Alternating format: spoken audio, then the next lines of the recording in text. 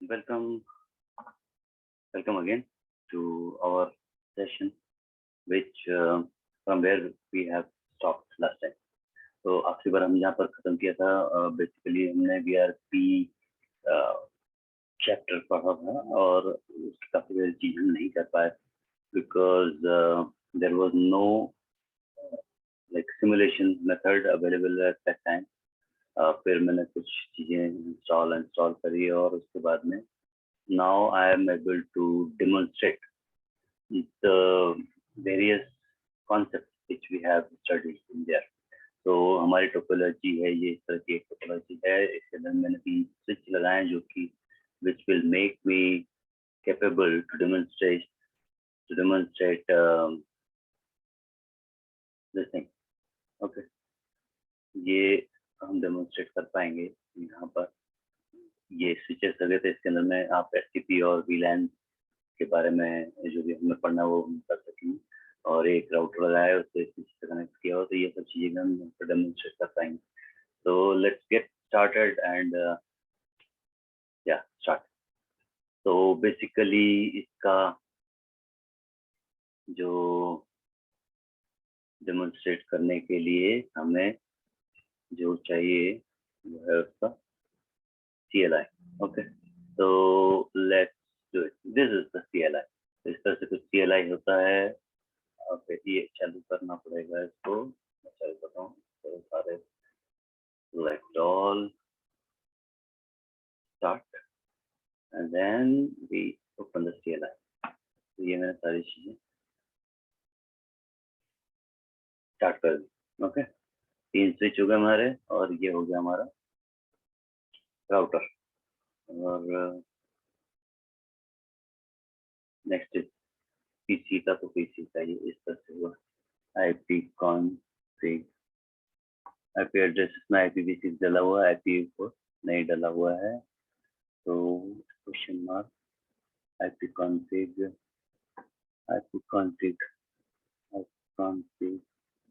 10.0.0.1 255.255.255.0.0%. Okay, there is some problem. Let me see. ये यहाँ first time डाल देते हैं उसका PC3। ओके, और IP एड्रेस में स्टैटिकली दे देते हैं यहाँ से 10 स्पेस 0 स्पेस 0 स्पेस 3 और सब्जेक्ट मार्क जो है वो डाल देते हैं 255 शून्य। तो ये मैंने अप्लाई कर दिया उस डिवाइस पर और उसका आपका कमांड ये रहा। जैसे ही कॉन्फ़िग कर देते हैं हम, लेट अस सी IP config एंटर। ये आ गया आपका IP एड्रेस नंबर। ठीक है, तो ये मैंने पीसी के ऊपर में IP एड्रेस डिफाइन कर दिया। Next go by our book, उसमें क्या क्या करने के लिए बताया था। तो हम पेज डाउन होता है नहीं, डायरेक्टली हो जाता है। ये गए हम इसके अंदर में। ठीक है, वो आ गए। तो ये यूजर आपका मोड हो गया था। ठीक है, ये यूजर इसके अंदर लॉगिन करते हैं, यूजर डायरेक्टली इसके अंदर कुछ। उसके बाद में हम जाएंगे, फॉर एग्जांपल ये लिस्ट चालू किया तो यहाँ पर आ गया। यहाँ पर कौन कौन से कमांड चला सकते हैं, जैसे शो क्वेश्चन मार्क। शो का कोई सी भी कमांड नहीं चला पा रहा है उसके अंदर में। ओके, क्वेश्चन मार्क क्या क्या चीज कर सकते हैं, तो ये सब चीजें कर सकते हैं। जैसे कोई चीज कोई फाइल को डिलीट करना है किसी को,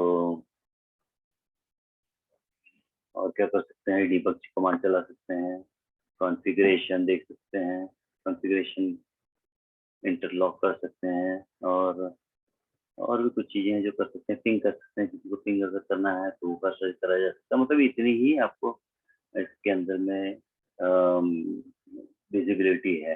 ओके, नेक्स्ट जब आपको कुछ ज्यादा चीज करनी, जैसे कि कॉन्फ़िगरेशन करना, तो ये सिस्टम वाला है, इसके अंदर में जाना पड़ेगा। किसमें जाना पड़ेगा, ये सिस्टम में जाना पड़ेगा। सिस्टम में जाने के लिए क्या कमांड है, ये कमांड है SYS। हाँ, चल रहा है तो कोई बात नहीं, ये जैसे ये भी नहीं चल रहा है, ये भी नहीं चल रहा है,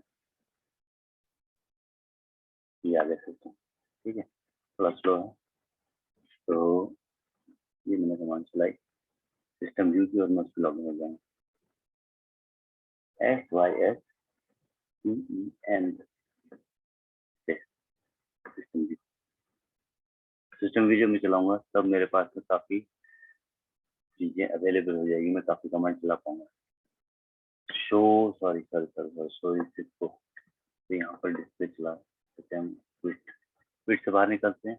डिस्प्ले, तो डिस्प्ले की कौन कौन सी कमांड है वो इसके अंदर चला सकते हैं आप, बगैर यूजर व्यू के अंदर भी ऑथेंटिकेशन, PFD, तो जो लेस प्रिविलेज वाली कमांड है चला सकते हो, ठीक है। डिस्प्ले, इंटरफेस, ब्रीफ, ETC इत्यादि। ओके, नेक्स्ट इज जब आप सिस्टम व्यू में जाओगे तो आप काफी कुछ चला पाओगे।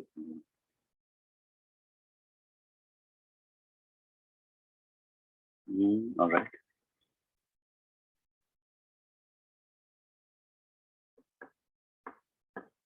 तो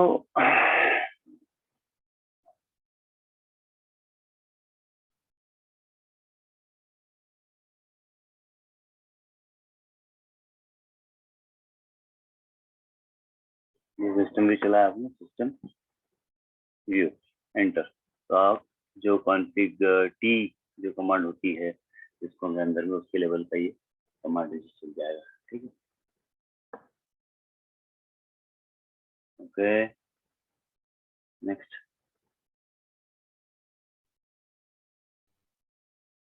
मॉनिटर लेवल वगैरह देख लिया हमने इसके अंदर में, वन वाले को मॉनिटर करने की, जनरेट करने की, पिंग करने की अनुमति है बस। फिर आते हैं आपके सिस्टम व्यू के अंदर गया तो इंटरफेस व्यू में जाना है आपको, तो आप इंटरफेस कमांड में इंटरफेस लिख के इंटरफेस क्वेश्चन मार्क, कौन से हमारे पास GI क्वेश्चन मार्क 0/0, ये हमारा अपना एंटर।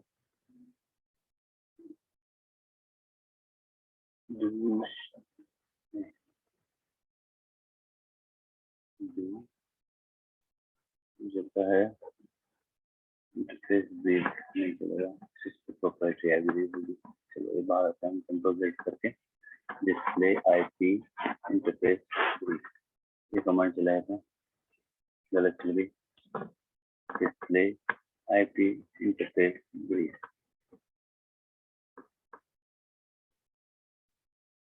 तो इसके अंदर में गीक वाला नाम को इंटरफेस ही है एक्चुअली, राउटर के अंदर जाना पड़ेगा इसलिए स्टॉप करो उसको, फिर से चालू करो।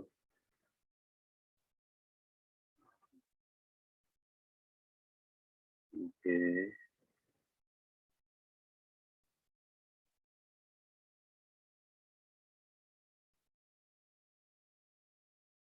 ऑलराइट, तो नेक्स्ट चीज क्या है, वो है आपकी बाहर निकलने के लिए क्विट लिख सकते हैं या कंट्रोल Z कर सकते हैं। स्टार्ट,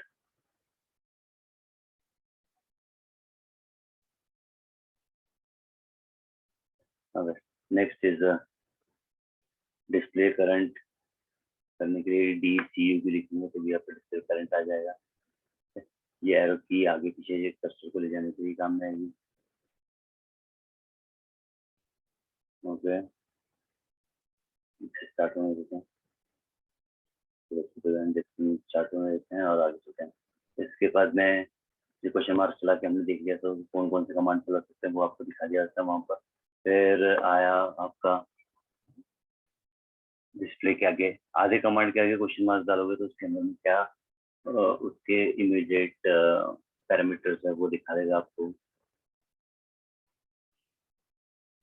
कंट्रोल A से कर्सर स्टार्टिंग पे लोकेशन पर आ जाएगा, कंट्रोल E से एंड के लोकेशन पर आ जाएगा, ठीक है, कुछ तरह से। Next is logging into device, तो वो तरीका आपने देख लिया था कैसे मिनी USB और आपका दूसरा जो है वो सीरियल कनेक्शन से आप कर सकते हो, तो क्वेश्चन मार्क के डाला तो ये दिख गया, ठीक है। नेक्स्ट है कंसोल लगा दो आपको, उसके बाद जो कॉन्फ़िगरेशन करने के लिए पूरी इसके अंदर में वो कॉन्फ़िगरेशन बिट पर सेकंड, डेटा रेट और फिर पैरिटी और ये सब चेंज करने के बाद में आप इंटरनेट कर पाओगे, कंसोल कर पाओगे। इनफैक्ट उसको कंसोल बोलते हैं। कंसोल पोर्ट चेक करना आपको नेट उसके अंदर में जाके, हार्डवेयर के अंदर में जाके पीसी का कौन सा असाइन हुआ आपको वो, तो इस तरह से आप कंसोल कर सकते हो इसके अंदर में। फिर दूसरा एक तरीका उसने बताया मिनी यूएसबी वाला, तो उसके लिए आपको प्रोग्राम इंस्टॉल करना पड़ेगा और उसके बाद में सेम टू सेम आप हाइपर टर्मिनल यूज करके आप कंसोल लगा करके उसके अंदर लॉगिन कर पाओगे। तो ये तो हो गया तरीका आपका मिनी यूएसबी से लॉगिन करने का। ये वाला TUSB 3410 लिखा हुआ आ जाएगा। ये कंप्यूटर एक जगह पर जाके चेक करेंगे, डिवाइस मैनेजर में जाएंगे और ये यहाँ पर कंप्यूटर क्या मिलता है ये, because it will be different all the time. हमेशा COM3 नहीं रहेगा, जो भी रहेगा COM13 भी आपको जो COM13 डालना है इस जगह पर, COM13 डाल दो आप और ये सारी सेटिंग्स सेम टू सेम कर दो और उसके बाद में आप सबमिट कर दोगे और वो लॉगिन कर देगा। अब कॉन्फ़िगरेशन में हमको क्या क्या करना सिखाया है, यहाँ पर होस्ट नेम डालना, सिस्टम टाइम डालना, IP एड्रेस डालना, यूजर इंटरफेस कॉन्फ़िगर करना। तो होस्ट नेम डालने के लिए क्या कमांड है आपकी,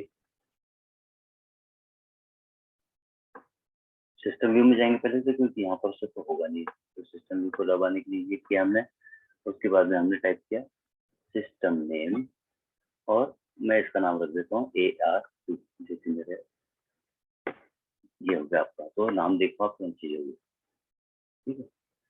ये हो गया सिस्टम नेम चेंज करने का कमांड। दूसरा आ गया आपका क्लॉक टाइम जोन। तो ये थोड़े कमांड थोड़ा बहुत इधर उधर डिफरेंस रहेंगे, डिफरेंट होगा ये कमांड, ठीक है। तो इसके अंदर में कमांड अलग है और ये क्लॉक सोर्स की आईडी देने के लिए कमांड है। इसके अंदर में डेट एंड टाइम के नाम से कुछ होगा। ये कमांड इस डिवाइस क्लॉक डेट टाइम के हिसाब से नहीं है, लेकिन रियल डिवाइस पर इस तरह से होती है और आप उसमें से डाल सकते हैं। कॉन्फ़िगर आईपी एड्रेस कॉन्फ़िगर करने के लिए सिंपल इंटरफेस के अंदर जाओ, show IP display IP interface, display IP interface enter. हमारे पास में एक है, एक ही इथरनेट एंड, तो चूंकि ये इथरनेट है तो इसको आपको क्या करना पड़ेगा, ये वाले इंटरफेस को आपको राउटिंग इंटरफेस बनना पड़ेगा सबसे पहले, क्योंकि इसके ऊपर में ये नहीं तो आईपी एड्रेस नहीं देगा।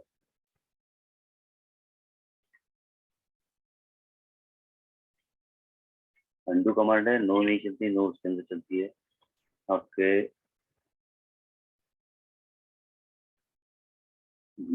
अंडू।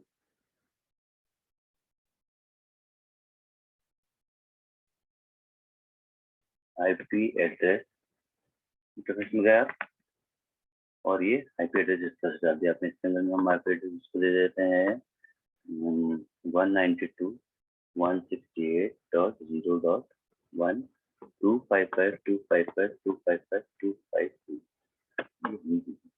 तो display current configuration interface ETH interface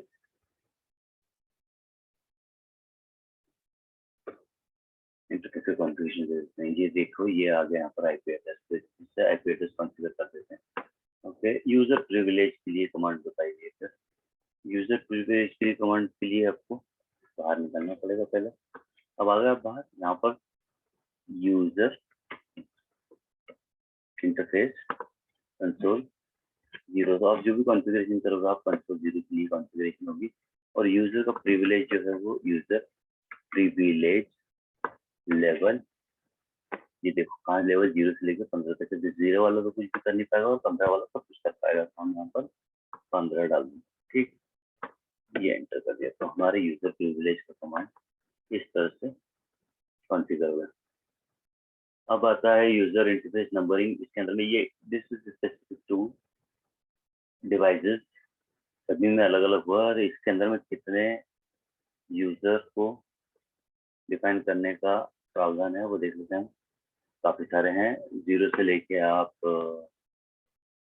157 129 के बाद चालू हुआ है और 0 से 15 के लिए आपने कंसोल ओपन किया हुआ है, तो कंसोल वाले जो है वो 0 से 15 पे कनेक्ट होंगे। नाउ यूजर ऑथेंटिकेशन के लिए ट्रिपल ए का इस्तेमाल करते हैं, ठीक है। User interface maximum BT by 15, ये पहले हम डाल चुके हैं कमांड, ठीक है। नाउ ट्रिपल ए क्या है, ये authentication authorization and triple A का फॉर्म है।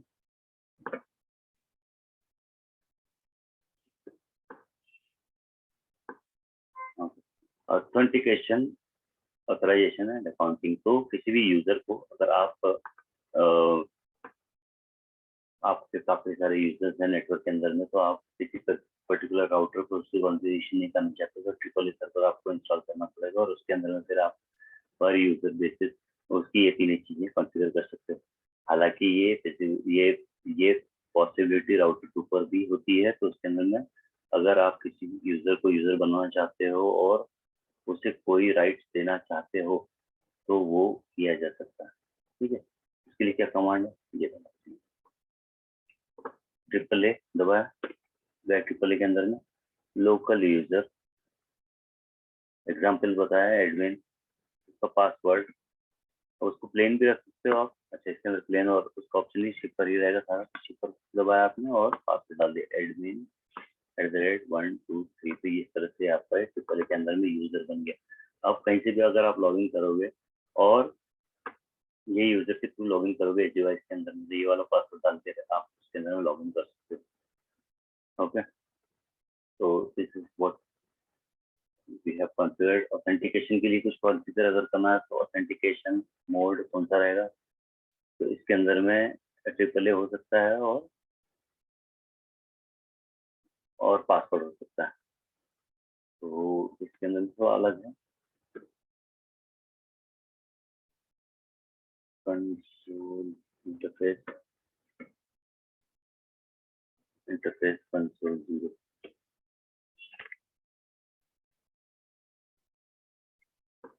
यूजर इंटरफेस कंसोल 0, यूजर बाहर निकल जाते हैं with user dash interface,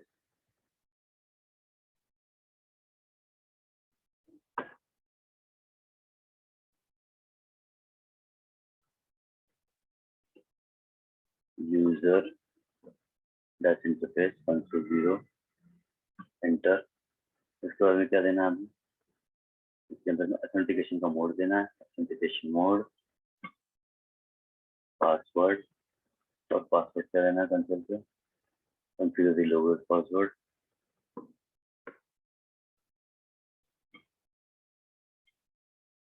admin @123 enter, admin @123 enter. अब एक ही बार देना था, ये हो गया। ओके, देन फाइल मैनेजमेंट कैसे करेंगे, इसके अंदर में फाइलें भी होती है, वो मैं दिखा रहा हूँ, कंसोल dir, जो इसके अंदर में जो फाइलें हैं, एक फाइल DHCP की है, एक लॉग फाइल की है, एक फुल टेबल। ओके, सेव दबाएं आप, सेव, यस, सेव करते हैं पहले हमारी करंट कॉन्फ़िगरेशन, फिर DI करते हैं, अब देखते हैं क्या है। ये वाली आपकी ये आपकी करंट रनिंग कॉन्फ़िगरेशन है brp-config.g, ठीक है। तो कभी भी अगर आप कोई एक्टिविटी करते हैं किसी हुआवी डिवाइस के अंदर में, तो इसको आपको सेव करके रखना है, ताकि कॉन्फ़िगरेशन के टाइम अगर कोई दरमियान कोई दिक्कत हो जाए तो ये वाली को आप रोल बैक करने के लिए यूज कर सकते हैं, ठीक है। ये रही आपकी फाइल के बारे में जो बता रहा हूँ, ये वाली फाइल है, यही है हमारी कॉन्फ़िगरेशन फाइल। इसके अंदर सेव करने के लिए कॉन्फ़िगरेशन के नाम से भी सेव कर सकते हो, तो मैंने brp नाम से तो किया ही किया था सेव क्वेश्चन मार्क।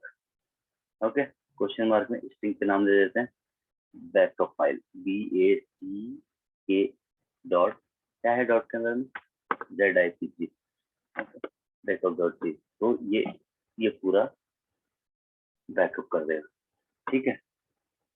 इसलिए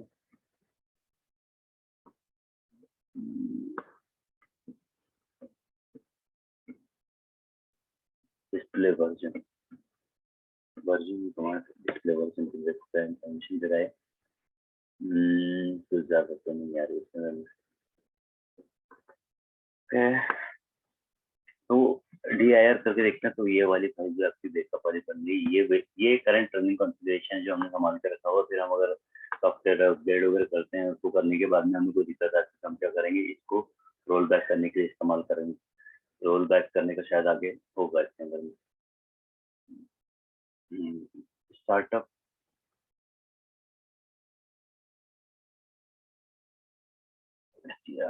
startup configuration.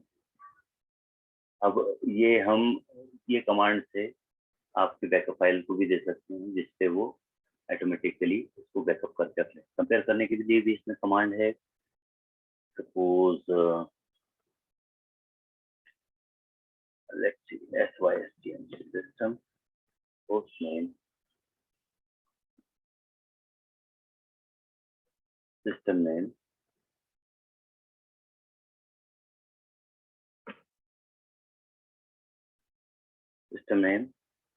AA2 compare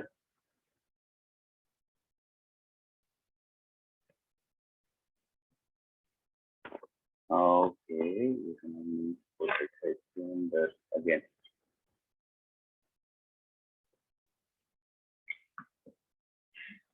Compare configuration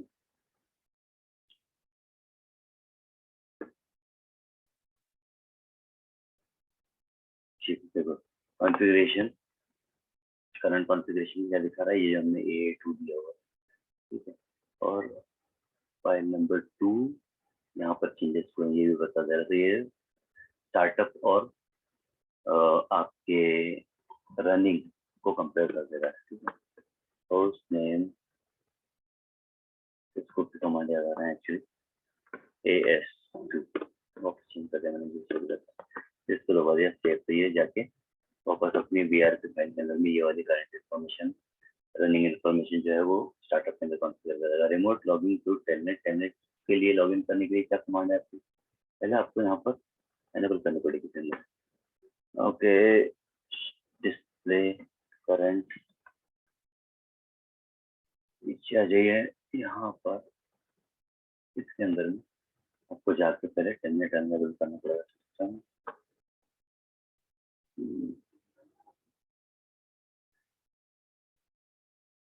के बाद में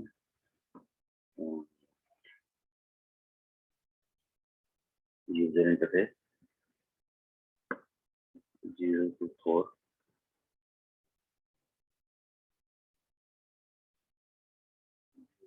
15 this device 0 to 4 enter question mark protocol protocol inbound allow क्या करना है, ऑल करना है, एक्सेस करना है, टेलनेट करना है। तो आपको इसको ऑल कर देना है। तो इसके अंदर में फिर ये कोई से भी प्रोटोकॉल से या टेलनेट से या फिर टेलनेट टेलनेट अलाउ जाएगा। ये आपको टेलनेट अलाउ करने के लिए करना पड़ेगा। Next is file management. तो TFTP FTP जो है वो भी कर सकते हैं आपको इससे।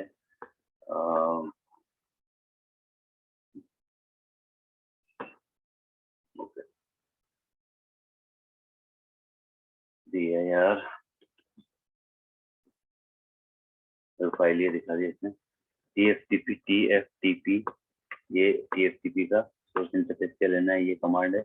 उसके बाद में आप IP एड्रेस दे दो, फॉर एग्जांपल 192.168.0.3। इस तरह से आप इसको किसी डिवाइस को टेलनेट कर TFTP कर सकते हो।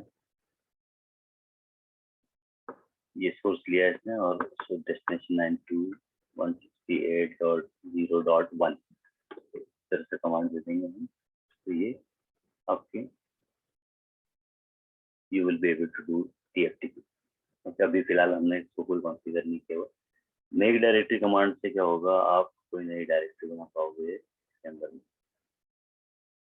लिनक्स बेस्ड कमांड है, अभी मेक dir बना दिया इसने, ये भी फाइल आ गया। चलो सॉरी डायरेक्टली आ गई। तो ये सब चीजें हैं जो कि की जा सकती है। CD flash backup. अच्छा, कुछ डिवाइसेस के अंदर में 2 RSP होते हैं, मतलब 2 कार्ड होते हैं जो कि इन डिवाइसेस के अंदर में ब्रेन का काम करते हैं। CPU रहता है उसके अंदर में, तो वो 2 होते हैं। तो उस केस के अंदर में आपको कोई फाइल जो आपने अपलोड करनी है या कॉन्फ़िगर करनी है, वो दोनों ही जगह पर होनी चाहिए, मास्टर और बैकअप के ऊपर में। वो ट्रांसफर करने के लिए ये कमांड को CD फ्लैश या कॉपी फ्लैश बैकअप और उस फाइल का नाम देके कॉपी कर दो आप। Okay, TFTP is a protocol which can be used to get the file, okay, और put the file, send, दोनों चीज की जा सकती है। FTP भी इस्तेमाल किया जा सकता है, लेकिन उसका एनेबल करना होगा, बाय डिफॉल्ट एनेबल नहीं रहता है। नाउ डिलीटिंग ए फाइल, डिलीट फाइल करने के बाद में भी वो क्या होता है कि वो जाके आपके डिलीट फाइल का नाम, डिलीट फाइल का नाम जो भी है वो आपका वो डालते हैं स्लैश कोलन क्वेश्चन मार्क, जैसे कि हमने बनाए थे बैकअप। बैकअप इसके अंदर में 2 है, delete slash colon backup.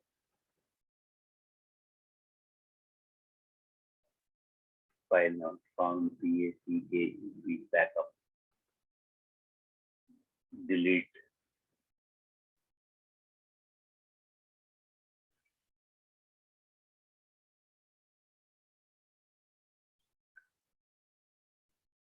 Unreserved, जो कि अनरिजर्व वाली जो फाइल है वो है आपने जो इस्तेमाल नहीं करी है उसको आपको डिलीट करना था। अनरिजर्व BACKUP.ZICC,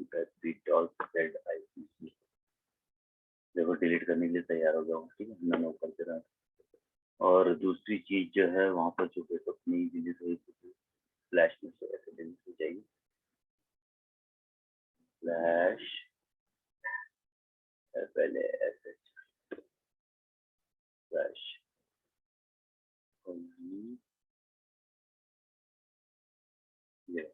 डिलीट करने के लिए ये होता है। ठीक है, तो इस तरह से फाइल डिलीट हो जाती है। डिस्प्ले स्टार्टअप, ये आपका स्टार्टअप एजी राउटर बंद होता है, उसके बाद में कौन सी फाइल लेके वो स्टार्ट होगा वो दिखाने के लिए ये आपका ये कमांड। ये जब हम 2 फाइल डाल देते हैं, नई वाली फाइल जब डालेंगे तो क्या करेंगे, वहां पर स्टार्टअप पे ये वाली फाइल का नाम चेंज कर देंगे, VRP config। सपोज नई वाली फाइल का नाम VRP config.1 था, तो वो वाला डाल देंगे और फिर रीस्टार्ट कर देंगे, रिबूट कर देंगे।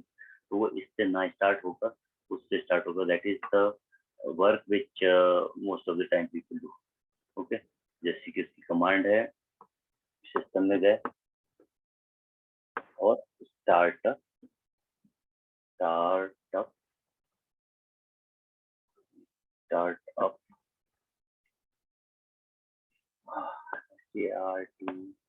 START up।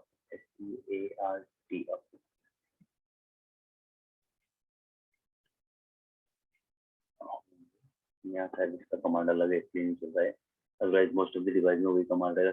Startup system software device software dot CC नाम से रही जनरली इसकी फाइल। तो क्यों नहीं चल रहा, लेट मी सी। इसके अंदर कमांड नहीं है इसकी। एस फॉर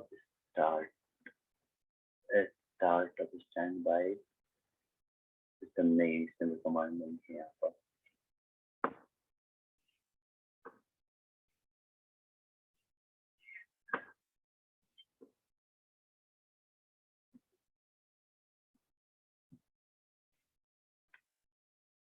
ये आ रहा है इसके अंदर कमांड। ठीक है, हालांकि उसके अंदर रहती है जनरल न्यू वर्जन के अंदर।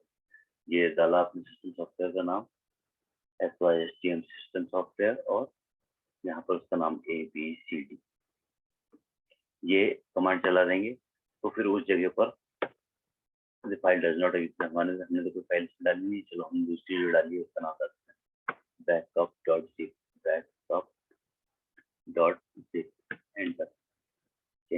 अब हमने वो जो कमांड डाली थी डिस्प्ले स्टार्टअप, वहाँ पर क्या होगा, नाम चेंज हो जाएगा नेक्स्ट स्टार्टअप पर, स्टार्टअप सिस्टम सॉफ्टवेयर नल नल, ये सिमुलेटर है इसलिए इसके अंदर नहीं आता, अदरवाइज नेक्स्ट स्टार्टअप के लिए जो ये यहाँ पर नेक्स्ट स्टार्टअप सेव कॉन्फ़िगरेशन में उसका नाम आ जाता है। ठीक है, सेव करके देखता हूँ एक बार, शायद हो जाए। लेट अस सी, नहीं, लेकिन इन जनरल सेंस ये हो जाएगा। ठीक है, और स्टार्टअप में पैचेस भी आते हैं, ये पूरा पूरा सिस्टम सॉफ्टवेयर जो पूरे का पूरा सॉफ्टवेयर होता है, लेकिन कभी कभी क्या होता है किसी स्पेसिफिक कस्टमर के लिए पैच बनते हैं, तो वो भी आप इस तरह से अपलोड करोगे और उसको उसके बाद रीस्टार्ट करने की जरूरत नहीं पड़ती। डिफरेंस ये है आपके स्टार्टअप सॉफ्टवेयर का कि उसमें आपको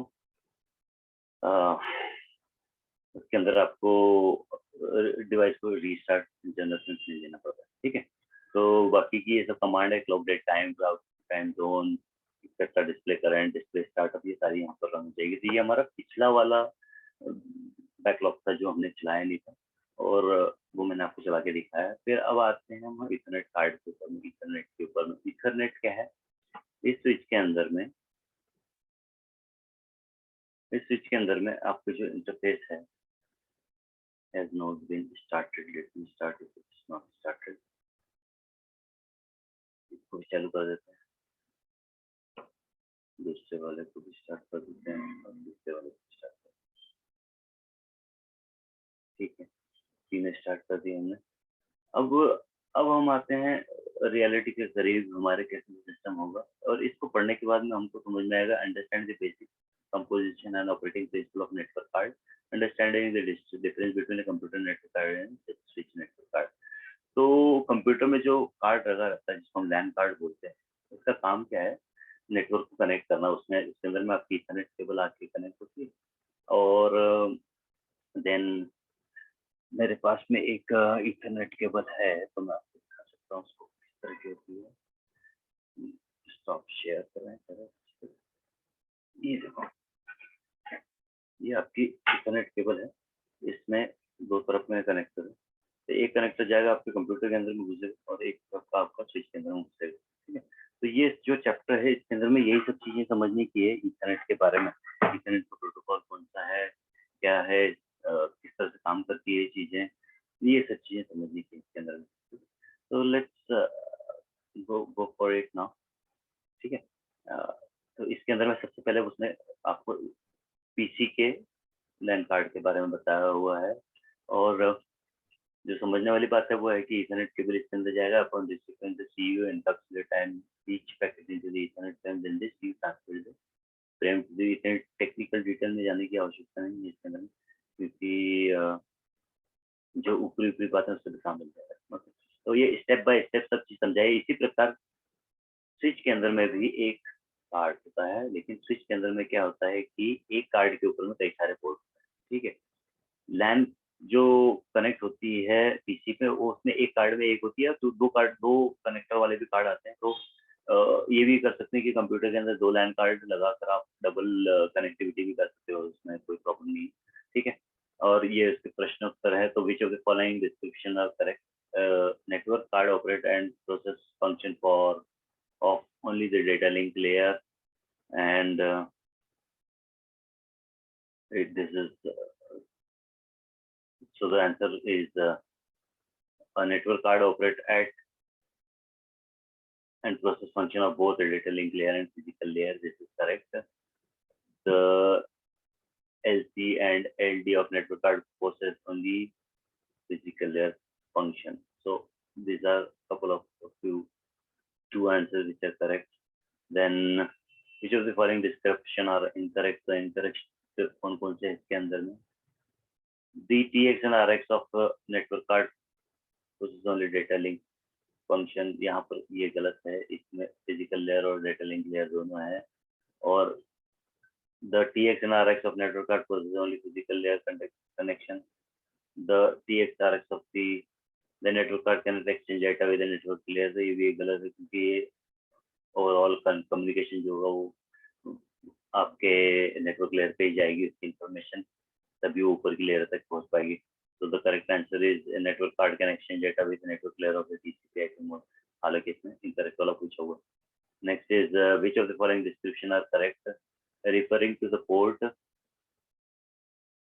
as an Ethernet port is actually referring to the port network card as a Ethernet card. A computer network card must encapsulate and decapsulate frame. The computer cannot connect more than one network port because the computer is not a forwarding device. ये गलत है। The switch will always contain many network ports. ये सही है। एक switch के ऊपर काफी सारे पोर्ट होते हैं। Then which of the following description are correct? A single network card can control only a single network port in sending or receiving and receiving the data. A single network card can simultaneously control multiple network ports in sending or forwarding and receiving data. Multiple network card can simultaneously control single network port in sending or forwarding a data. तो इसका answer check करना plus करें। ठीक है। Ethernet frame दो प्रकार की होती है। ठीक है।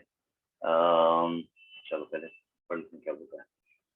So the frame used by the Ethernet technology is the Ethernet frame. The frame is used by token ring frame. Token ring क्योंकि अब हमारे पास में उपलब्ध नहीं है तो हम इसके बारे में ज़्यादा बात करेंगे। The frame used by the FR technology is called FR frame. FR frame use करते नहीं। When we mention frame here, unless it's specifically stated otherwise, it will always be reference to Ethernet frame. तो जब भी frame की हम बात करते हैं उसकी डाटा लिंक लेयर पर कहलाती है, उसको फ्रेम ही कहते हैं। इसको पढ़ने के बाद में क्या क्या हो जाएगा, डिस्क्राइब कर पाओगे MAC address structure and classification, Ethernet two frame structure define कर पाओगे, और difference between unicast, multicast and broadcast set से समझना होगा। तो मैक के अंदर में एलएलसी, मैक के अंदर में क्या होती है, दो चीजें होती है, एलएलसी होती है और link layer. LLC of MAC layer, logical link layer, LLC of data link layer full form. Okay, तो इसका फुल फॉर्म क्या है? दो लेयर, उसके अंदर में दो चीज, एक मैक लेयर होती है और एक लॉजिकल लिंक कंट्रोल एलएलसी। तो ये ऊपर की तरफ में, डेटा लिंक लेयर के ऊपर की तरफ में, ये अपन इसको खोल लेते हैं, इसका मोर डिटेल में दिखाएगा। तो जो आपकी डेटा लिंक लेयर है, ये वाली दो भागों में बैठी है, एलएलसी सब लेयर और मैक सब लेयर। तो एलएलसी का फंक्शन क्या है? Primary function of LLC is to multiplex protocol over the MAC layer by transmitting and likewise to demultiplex the protocol by receiving। तो ऊपर अगर आप भेजना तो उसको आपको डीकैप्सुलेट करेगा वो, और नीचे जब आएगा तो उसको मतलब मल्टीप्लेक्स करेगा। LLC provide hop by hop flow and error control. तो एरर कंट्रोल और होप बाय होप फ्लो को चेक करने का काम करता है। It allow multi point communication और computer multiple communication. Frame sequencing number are assigned by the. तो सीक्वेंसिंग का काम भी इसी का है। In case of acknowledgement service it track the acknowledgement भी ट्रैक करेगा। ओके, तो ये सब काम जो है ये उसके हो गए आपके, उसके एलएलसी के। अब मैक लेयर के काम क्या है?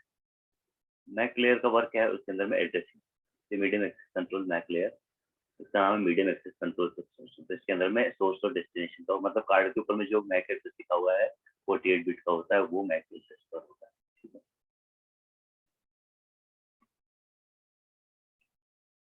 MAC layer of data link layer.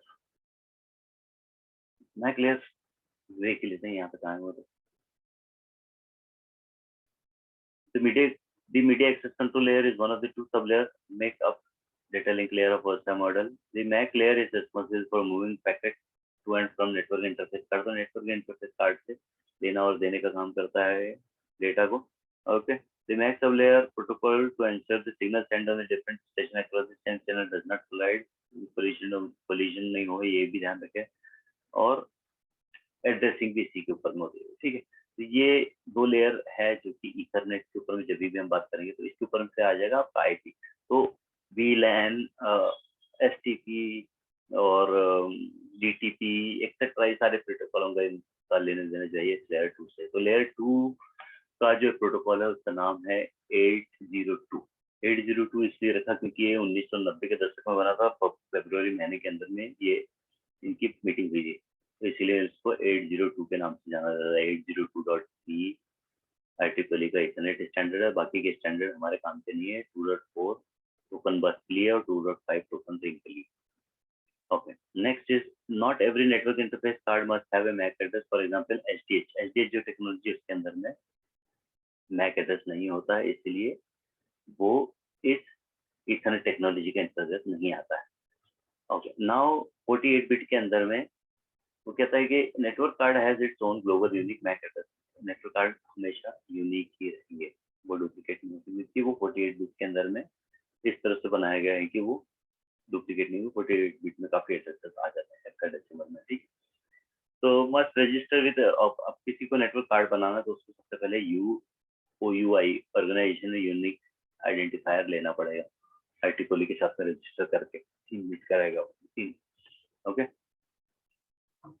Which is 24 bit, यानी कि 3 byte in length and identifies the manufacturer.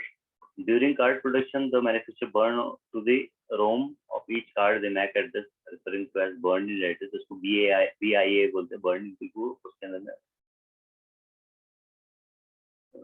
statically written off in the card itself. तो कार्ड के अंदर में लिखा रहता है वो जिस तरह से. तो ये वाला जो पोर्शन है, ये वाला पोर्शन क्या है आपका, UI है, 1 2 3 बाइट इसके अंदर में कंपनी का नाम रहेगा, और बाकी के जो है बाइट 4 5 6 के अंदर में नंबरिंग रहेगी. ठीक है, हेक्साडेसिमल नंबरिंग. अभी क्या है, 3 प्रकार के मैकेनिज्म होते हैं, हालांकि IPv6 के अंदर ब्रॉडकास्ट खत्म हो गया. यूनिकास्ट किसे कहते हैं? यूनिकास्ट हम कहते हैं किसी एक डिवाइस की, जैसे ये डिवाइस है, ये डिवाइस दूसरी डिवाइस से बात कर रहा है, तो ये हो गया यूनिकास्ट कम्युनिकेशन. ठीक है, फिर आता है आपका मल्टीकास्ट. मल्टीकास्ट मतलब एक डिवाइस 10 डिवाइस हैं, उसमें से 3 से बात कर रहा है. ठीक है, तो फॉर एग्जांपल ये 1 2 3 4 5, तो ये सिर्फ इससे और इससे और इससे बात कर रहा है, इन तीनों से बात कर रहा है, इसलिए इसे मल्टीकास्ट कर देते हैं. और बाकी ब्रॉडकास्ट किसे कहते हैं? सभी से जो बात करता है उसे ब्रॉडकास्ट कहते हैं. तो the unicast MAC address is identified by least significant bit of the first byte being 0. तो पहला वाला जो बाइट होगा इसके अंदर में 0 रहेंगे सारे, तो पता चल जाएगा मल्टीकास्ट है. दूसरा वाला जो है वो उसमें least significant bit of the first byte is all 1, इसके अंदर में सारे के सारे 1 रहेंगे, तो उसे ब्रॉडकास्ट देंगे. Broadcast address is identified all it's bit being 1. तो जो तीसरा वाला है उसके अंदर में वो कैसे पहचानना आएगा, वो ऐसे पहचानना आएगा कि उसकी सारी की सारी बिट जो है वो आपकी 1 1 1 1 रहेगी. ठीक है, क्लियर हो रहा है? राइट. तो यहाँ पर ये वाली जो बिट है उसके अंदर में जो भी इसका था UN में, यहाँ पर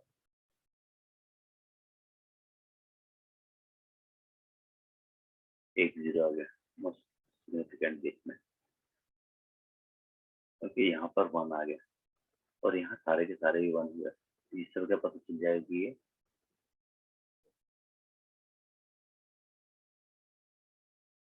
ब्रॉडकास्ट. जब सारे एक के हों तो इसका मतलब ये है कि वो पैकेट जो है, वो फ्रेम जो है वो प्रत्येक डिवाइस सुनेगा. और यही जो एक मैकेनिज्म है, ब्रॉडकास्ट वाला जो मैकेनिज्म है, ये इथरनेट के अंदर बहुत ज्यादा होता है. ठीक है, कोई चीज नहीं होती है तो वो उसको ब्रॉडकास्ट कर देता है. Now Ethernet frame format. There are 2 standard type of Ethernet frame format. The IEEE 8023 format, which is defined by IEEE 203, and the IEEE and the Ethernet type of format, also called DIX. तो Xerox digital equipment corporation ने बनाया वाला है, वो दूसरे type का होता है. हालांकि इनके अंदर में ज्यादा डिफरेंस नहीं, परंतु है डिफरेंस. तो इसके अंदर में क्या क्या रहता है? 6 बाइट का destination MAC address, source MAC address, type bit. Type bit क्या करती है? Contain the payload data type. For example A0X800 indicate the payload data in the IPv4 packet, and X86DD indicated that IPv6 value of 806 indicate R packet, and the value of this indicate this indicate what that it is MPRS packet. तो ये एक important इसके अंदर की entity है जो बताती है कि ऊपर में जो पेलोड है वो वाला यहाँ पर जो है पेलोड, कि ये बताता है कि पेलोड क्या है। ठीक है, तो इसके अंदर में हमारे लिए काम की एक ये है, एक ये है और एक ये है। तो ये सब है और इसके अंदर में इतने डिटेल में नहीं है। सोर्स डेस्टिनेशन और टाइप देखा जाता है 802 के अंदर में भी हम इन नॉर्मल सिनेरियो हम यही इस्तेमाल कर रहे होते हैं। बाकी उसके अंदर की क्वालिटी ऑफ सर्विस के लिए या लेंथ टाइप और डीएसएफ एक्सेट्रा जो दूसरी चीजें हैं वो हम इस्तेमाल नहीं कर रहे। How many network card can how many network card can a network manufacturer produce with a single OUI? single OUI में कितने नेटवर्क कार्ड बना सकता है वो? तो द आंसर इज जो OUI है उसके पास में 3 बिट पड़ी हुई है, 3 बाइट पड़ी हुई है, उसके अंदर में 2⁴ हेक्साडेसिमल आईपीज आ जाएंगी, तो वो इसका एक ये आंसर है। ठीक है, which of the following identify MAC address 051? तो ये फाइंड आउट करें आप ये इसमें से कौन सा मैक एड्रेस 05 है इसकी वैल्यू, देखिए 05। ठीक है, तो 5 जो है वो उसको आप उसमें कन्वर्ट करो बाइनरी के अंदर में और देखो कि सबसे आखिरी वाली बीट में 0 लिखा है कि 1 लिखा है। यदि 0 लिखा है तो ये यूनिकास्ट एड्रेस है। ठीक है, which of the following description are correct? तीसरे नंबर का है the two type of Ethernet frame format are IEEE format and the IEEE 802 format. तो ये क्या सही है? The two type of Ethernet frame format are IEEE format and the IEEE 2 format. ये सही है। Okay. The two type of Ethernet frame format are Ethernet 1. तो Ethernet 1 तो कहीं तक सुना नहीं है, तो ये तो गलत है, सी वाला है। The two type of Ethernet frame format are IEEE 012 format and the 6 format.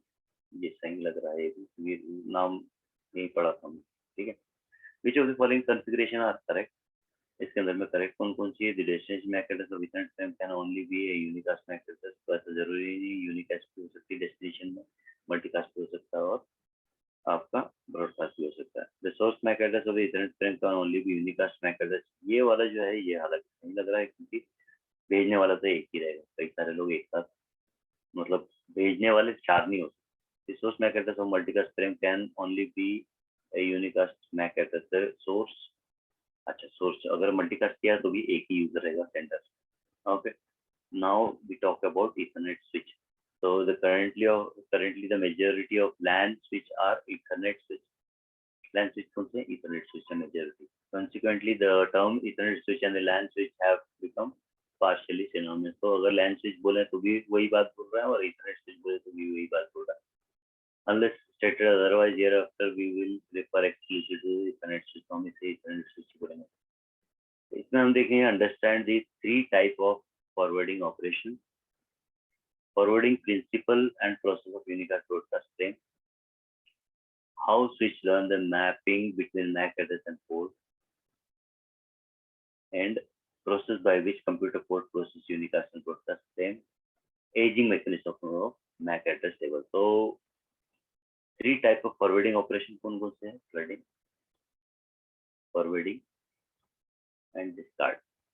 Flooding क्या होती है? जब हमारे पास में कोई डेस्टिनेशन एड्रेस नहीं है तो जो फ्रेम हमारे पास में है उसको हम फ्लड कर देते हैं, अर्थात डेस्टिनेशन एड्रेस के अंदर में ब्रॉडकास्ट एड्रेस डाल के भेज देते हैं, तो सभी को मिलता है। The switch forward a frame received on one port out from all port other than the port from which the frame received.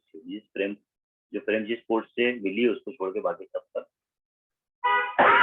भेज देता है और इसे क्या कहते हैं? Point two point forwarding. जब मैक टेबल के अंदर में डेस्टिनेशन का एड्रेस रहेगा तो हम उस स्पेसिफिक एड्रेस पर फॉरवर्डिंग करेंगे और उसको unicast point two point forwarding कहते हैं। मतलब वो एक ही एड्रेस के ऊपर जाएगा, मतलब मैक एड्रेस में डेस्टिनेशन एड्रेस हम डेस्टिनेशन का मैक एड्रेस डाल के भेजेंगे। यदि हमारे पास में किसी फ्रेम को भिजवाने के लिए कोई रास्ता नहीं है आफ्टर सर्चिंग ऑल्सो, तो क्या करेंगे, हम उसको उस फ्रेम को डिलीट कर देंगे, ड्रॉप कर देंगे, डिस्कार्ड कर देंगे, switch discard frame this is on A port. तो यही इसके अंदर में एग्जाम्पल के तौर पर बताया। फॉरवर्डिंग, फ्लडिंग, फ्लडिंग उसके पास में एक पोर्ट पे कोई इंफॉर्मेशन आई तो वो उसके पास डेस्टिनेशन एड्रेस नहीं था, तो उसने क्या किया, सबको भिजवाया, कॉल्ड फॉर फ्लडिंग। अब जब उसको पता चल गया कि वो डेस्टिनेशन एड्रेस का पोर्ट 4 का था, तो उसने क्या किया, सिर्फ यूनिकास्ट भेजा इसको, and that is called forwarding. को डेटा जो है फॉरवर्ड होता है। और डिस्कार्ड क्या, इस फ्रेम पर जो आया हुआ डाटा है उसको उसने ड्रॉप कर दिया सारा का सारा, क्योंकि उसके पास उसको भिजवाने के लिए कोई जगह नहीं थी। Switching operating principle. The switching operating principle primarily refer to process in which a switch forward the frame received on one port from a transmission medium. Some concepts such as MAC address table may currently be unfamiliar to you. मतलब MAC address के बारे में आपको जानकारी इस वक्त जानकारी होगा। अब स्विचिंग का काम क्या है, स्विच का काम क्या है कि वो क्या करता है, इस तरह का एक टेबल बनाता है, इसको बोलते हैं मैक एड्रेस टेबल। उसमें क्या करता है, वो सबके मैक एड्रेस लिखता है। जैसे कोई चीज कनेक्ट हुई तो वो उसके पास में उसके मैक एड्रेस आती है, तो उसमें सोर्स वाले के अंदर में मैक एड्रेस लिखा रहता है, मतलब सोर्स वाले में लिखा था तो उसको यहाँ पर डाल देता है, और कौन से पोर्ट पर कनेक्टेड उसको यहाँ पर डाल देता है। ठीक है, इस तरह से मैक एड्रेस टेबल क्रिएट होता है, और इसी के द्वारा ही जो है आपके नेटवर्क के अंदर में कम्युनिकेशन करता है। फॉर एग्जाम्पल, अगर वो टेबल बना हुआ है और 1 से कोई 4 के लिए फ्रेम आया, पोर्ट 4 के लिए, पोर्ट 4 का मैक एड्रेस लिखा वाला, मतलब तो मिला के पोर्ट 4 का मैक एड्रेस लिखा वाला कोई इन्फॉर्मेशन आया, तो क्या करेगा, यहाँ पर रीड करेगा टेबल के अंदर में, और टेबल के अंदर में तो पता चलेगा कि ये 4 के लिए, तो क्या करेगा वो, ये वाला जो डेटा फ्लो है उसको निकाल देगा। ठीक है, वैसे ही सोर्स, यहाँ पर जो सोर्स में था वो इसके लिए डेस्टिनेशन हो जाएगा, और वो ये सोर्स को डेस्टिनेशन डालकर भिजवा देगा, तो ये आपका डेटा कम्युनिकेशन की प्रक्रिया कंप्लीट हो जाएगी। ठीक है, तो बेसिकली अपने स्विच का सिर्फ यही काम है। ठीक है, नेक्स्ट इज, और इससे इसको समझते वक्त हमने ये समझिए कि वो एक मैक एड्रेस टेबल बनाता है, विच इज ऑलवेज देयर। देखो इसने मैक एड्रेस 1 यहाँ डाला और उसमें पोर्ट नंबर 1 डाला है, पहले फ्लड किया और फिर पता किया डेस्टिनेशन के बारे में, फिर वो बाकी को भी ऐसे करके डालेगा और पॉपुलेट करेगा, तो ये सारे के सारे इस तरह से एक टेबल पॉपुलेट हो जाएगी सभी के मैक एड्रेस और पोर्ट इन्फॉर्मेशन, जो कि स्विच का काम है। ठीक है, ये सारे यहाँ तक पहुँचते पहुँचते हमारे पास में एंड तक पहुँचते पहुँचते सारे के सारे टेबल भर गए, और ये फिर प्रॉपरली आपका काम कर पाएगा ट्रांसमिशन ऑफ फ्रेम्स का इधर से उधर। ठीक है, example of data forwarding between multiple switch. अब मल्टीपल स्विच के बीच में डेटा कैसे फॉरवर्ड होता है, तो उसके अंदर में भी ये सेम है।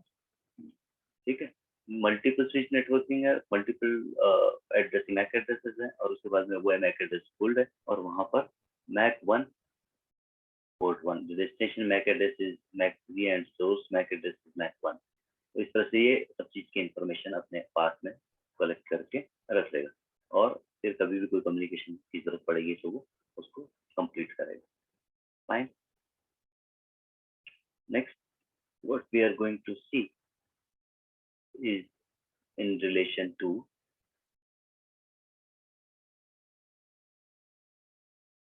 Mac address table. तो मैक एड्रेस टेबल जो रहता है वो कैसा आएगा वो देखते हैं। ठीक है, तो हमारे पास में हमारे सिनेरियो के अंदर हमने पीसी कनेक्ट करके रखे हैं,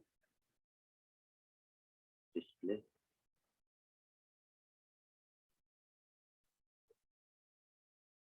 डिस्प्ले एड्रेस,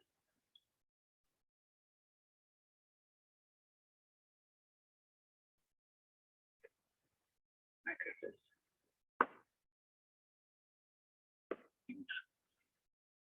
यहाँ पर कुछ नहीं है। ये हमारे को ये जो कमांड है, ये कमांड करना,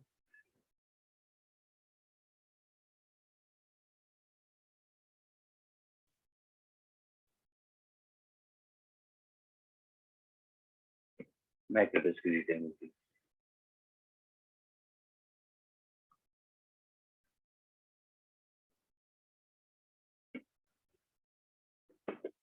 फिलहाल कुछ भी नहीं है इसके अंदर।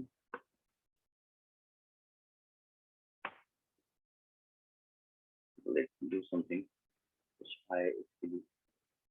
मैक एड्रेस 3 कहाँ कनेक्टेड रहता है?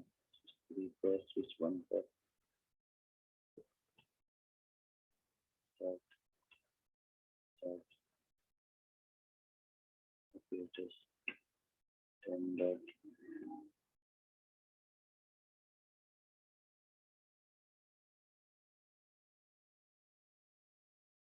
ओके। तो मैंने कनेक्ट पीसीओ को, हमारे जो सिनेरियो में कनेक्टेड पीसी थे उनको आईपी एड्रेस दिया और एक मैंने पिंग कमांड चलाई। तो इस तरह से मैंने किया। उसके बाद में ये जब मैं कमांड चलाता हूँ तो डिस्प्ले मैक एड्रेस क्या बोलता है, कौन सा स्विच पे कनेक्टेड है, ये वाला पीसी1 है कनेक्टेड आपके, ये रहा लैन स्विच 3 के ऊपर में कनेक्टेड। ठीक, और और और और और ये इंटरफेस दिखा रहा है 0/0/3 पे कनेक्टेड है। ठीक है, तो जब मैंने पिंग किया तो 0/0/3 पर डिस्प्ले मैक एड्रेस 3 पर आ गया ये, और इसका मैक एड्रेस आ गया।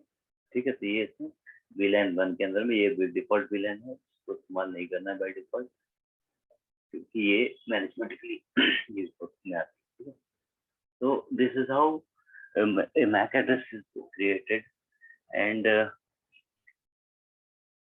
that's it about MAC address और address table। और इसके कुछ प्रश्न उत्तर ले लेते हैं, क्या है प्रश्न। तो पहला वाला उत्तर है, पहला assume the single switch has 8 ports, one of which receive a unicast frame, however no entry in the MAC address table, this frame destination MAC address, which of the following forwarding operation will be perform switch perform for this। मतलब बोल रहा है कि एक switch के पास में किसी एक मैक एड्रेस के लिए आपके डेटा आया हुआ है, लेकिन उसके पास में उसका एड्रेस नहीं, क्या करेगा, वो फ्लडिंग करेगा। दूसरा वाला जो प्रश्न है वो क्या है, assume that the single switch has 8 ports, one of which receive a unicast frame and entry in the MAC address table match the frame destination। Frame destination का है उसके पास में, तो वो क्या करेगा, सीधे फॉरवर्डिंग करेगा। क्या करेगा, MAC address which of the following forwarding operation this switch will be perform, forwarding करेगा। तीसरा वाला which of the following description are correct, तीसरे वाले में कौन कौन से डिस्क्रिप्शन करेक्ट है। Upon which of the following are correct, upon recipient of the broadcast from the computer code definitely send the frame type payload data to upper layer for processing। upon recipient of broadcast frame, ऊपर की layer पे क्या भिजवाता है। दूसरा answer है upon receipt of broadcast from the computer port perform a flooding operation, क्या वो flooding करता है कि नहीं करता है, ये चेक करना है। ठीक है, upon recipient of a broadcast frame, the switch port definitely send the frame payload to the upper layer for processing। so upon recipient of a broadcast frame, the switch port perform a flooding operation। तो ये तीनों में से, ये चारों में से आपको इसके आंसर फाइंड आउट करना है। Which of the following description are correct, इसमें से कौन कौन से आपके डिस्क्रिप्शन करेक्ट है। Computer MAC address table has an aging mechanism, this is wrong. ये एजिंग मैकेनिज्म जो है, मैक एड्रेस टेबल स्विच पे बनते हैं तो वहां पर एजिंग मैकेनिज्म होता है कि काफी एक समय जब हो जाए तो उसको फ्लश करना, मैक एजिंग टाइमर इन वो आ गए। बाय डिफॉल्ट क्या है इसका टाइमर, इट इज 300 60 से लेके 65355 तक कुछ भी हो सकता है, लेकिन डिफॉल्ट जो है हुआवे के अंदर में 300 होता है। तो ये डिवाइस पर होता है एक्चुअली। सिस्टम व्यू में जाएंगे हम, मैक एड्रेस, और इसके अंदर में ऑप्शन होगा एजिंग टाइम। तो एजिंग टाइम के अंदर में ये ऑप्शन है आपका, वो पुराना इंफॉर्मेशन इसके अंदर में, इसमें ageing time 0 to 10 to 10, 100, 1000, 10,000, 10 lakh 10 lakh आप कुछ दे सकते हो। बाय डिफॉल्ट क्या है वो देखने के लिए, display MAC address question mark aging का ऑप्शन दिख रहा है, इसके अंदर में एजिंग टाइम ये दिखा देगा आपको क्या है इसकी ageing time, 300 second by default है। ठीक है, तो 300 सेकंड के बाद में अगर कोई इसके पैकेट नहीं आया, अगर पैकेट आया तो फिर वापस से रीसेट कर देगा उसको, और अगर फ्रेम नहीं आया तो फिर वो क्या करेगा, 300 के बाद में जो डिस्प्ले मैक एड्रेस के अंदर में जो हमें इंफॉर्मेशन मिल रही है वो वाली गायब हो जाएगी, तो उसके अंदर में गायब हो जाएगी 30 सेकंड की गायब। डिस्प्ले मैक एड्रेस एंटर, यहाँ से भी गायब हो जाएगी। ठीक है, तो फ्लशिंग जो है वो उसका काम स्विच के ऊपर में। In terms of probability, the fewer the entry in the switch MAC table, the greater the possibility of jump traffic on the network. In terms of probability, the fewer the entry in the switch MAC table, the greater the possibility of jump. तो क्या बोल रहा है कि MAC address के अंदर में अगर एंट्री कम रहेगी तो क्या होगा, अगर कोई अननोन ट्रैफिक आया तो उसको वो बार बार ट्रैफिक ब्रॉडकास्ट कर देगा, है ना, to find out the destination address. This is also correct. in term of probability, the fewer the entry in this table, the greater the possibility this will use a flood operation करेगा, इस कारण junk traffic जाएगा, network जाएगा junk traffic. Then what is the standard default initial value of countdown timer for the entry in the MAC?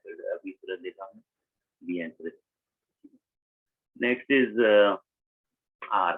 R क्या है, address reservation protocol, और ये काम करता है अगर किसी के पास मैक एड्रेस है लेकिन उसको, क्योंकि क्या होता है, होप बाई होप तो ऐसे ही होता है ना, होप बाई होप डेस्टिनेशन है और ये डेस्टिनेशन दो, बीच में आपके नेटवर्क डिवाइसेस, तो यहाँ से इधर से इधर से इधर से इधर से यहाँ से यहाँ तक जाने के लिए आपके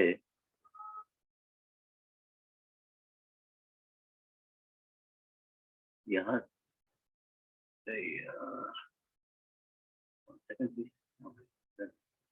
ठीक है, यहाँ पर तो क्या है, यहाँ पर एक आईपी डालेगा,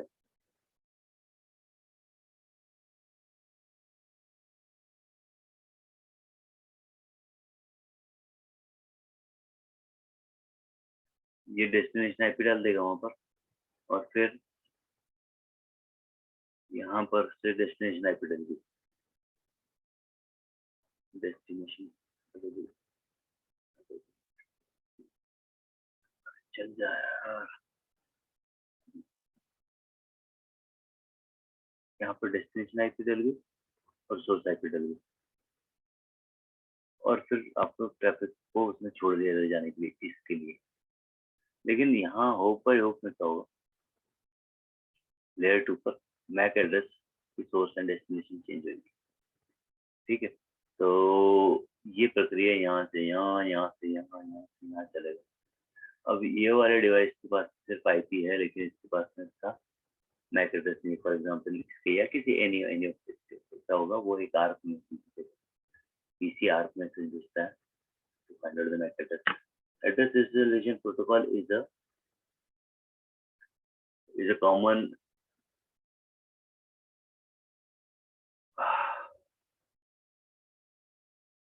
address resolution protocol is a common used protocol that resolves the known IP address to the MAC address. It is an important network layer protocol that involves data link layer information.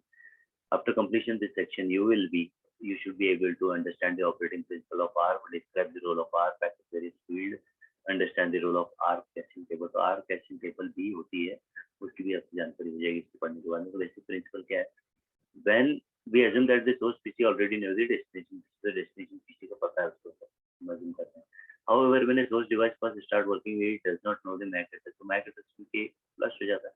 तो source device के पास में MAC address नहीं होता, the source device must first obtain the IP address of the destination through the DNS, तो IP address तो DNS से मिल जाता है, and then use the ARP result to, तो ये मैं आपको दिखा देता हूँ, ये चलते हुए दिखा देता हूँ क्या होगा।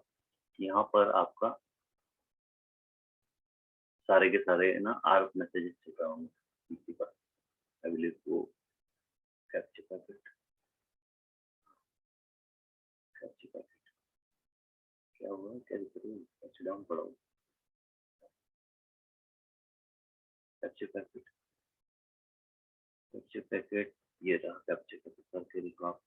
तो क्या होगा कि आपको जो पीसी है वो ARP message reject to resolve the IP, to resolve the IP address, a source device send a broadcast frame, the payload data of which is a ARP packet, ARP request packet. Upon receiving the ARP request packet, the destination receives send a unicast frame to the source device, the payload data of which is the ARP reply packet that include the destination device MAC address.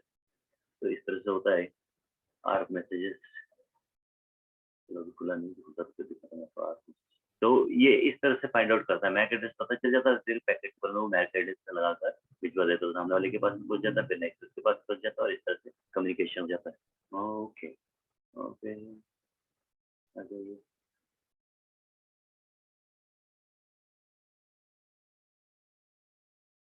तो इसके अंदर में basically अभी तक के तो सारे ही आपके आर्प मैसेजेस तो नहीं दिख रहे हैं, एसटीपी दिख रहे हैं सारे, एमएसटीपी। ये बाद में हम इसको पढ़ेंगे बाद में, जब अभी स्पैनिंग ट्री वगैरह आएगी तब।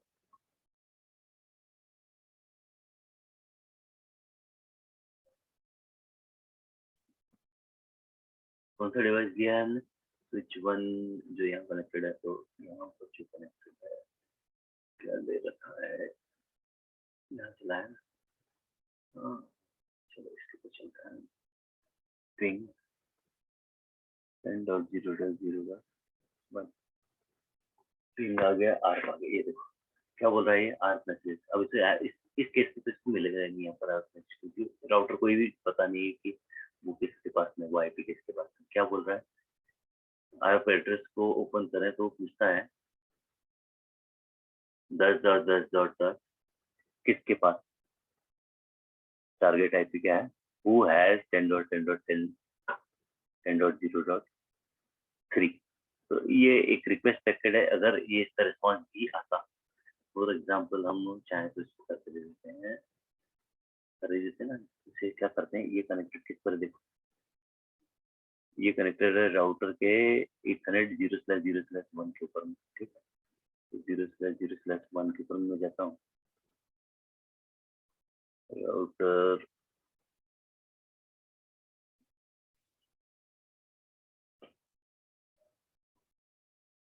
पासवर्ड वगैरह डाल के हमने एक्टिविटी करी थी, इसमें लिख किया हुआ पासवर्ड मांग रहा है, मैंने डाला पासवर्ड और फिर मैं लॉगिन कर पा रहा हूँ।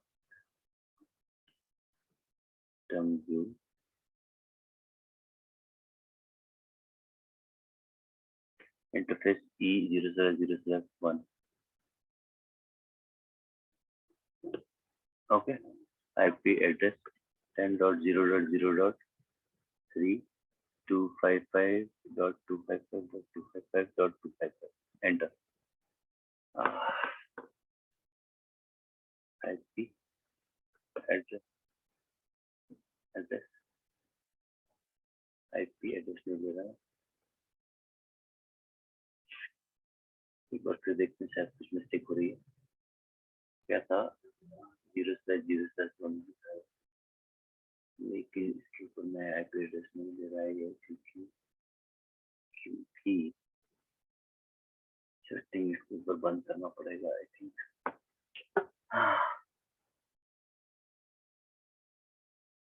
क्या दिक्कत हुई इसमें?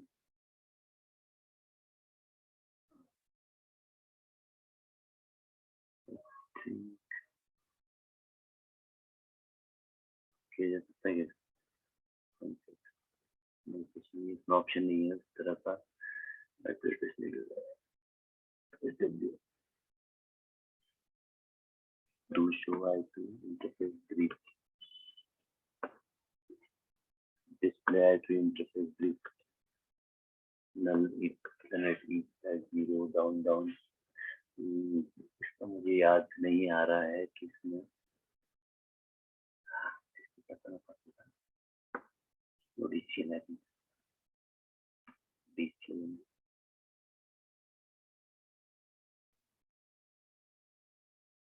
सारे पोर्ट दिखाने जाएगा, interface MD DCL no DHCP job. चलो इसमें करता हूँ, फिर बताता हूँ आपको क्या हुआ है इसके अंदर।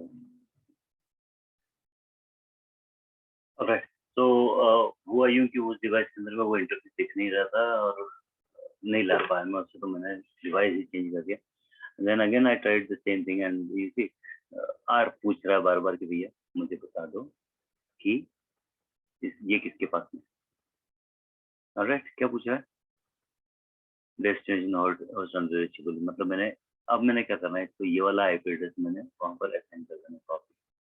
अब मैं जाता हूँ उस राउटर के ऊपर में जो मैंने बनाया है, और इसमें गया मैं इंटरफेस GI 0/0/0/0 और मैं कह देता हूँ आईपी एड्रेस 10.0.0.3.255.255.255.0 ये मैंने दे दिया आईपी एड्रेस। ओके, और ये अब आ गया आपका जवाब इसका। ये अब तक के कहाँ से जा रहा था, ये सारे ब्रॉडकास्ट हुए,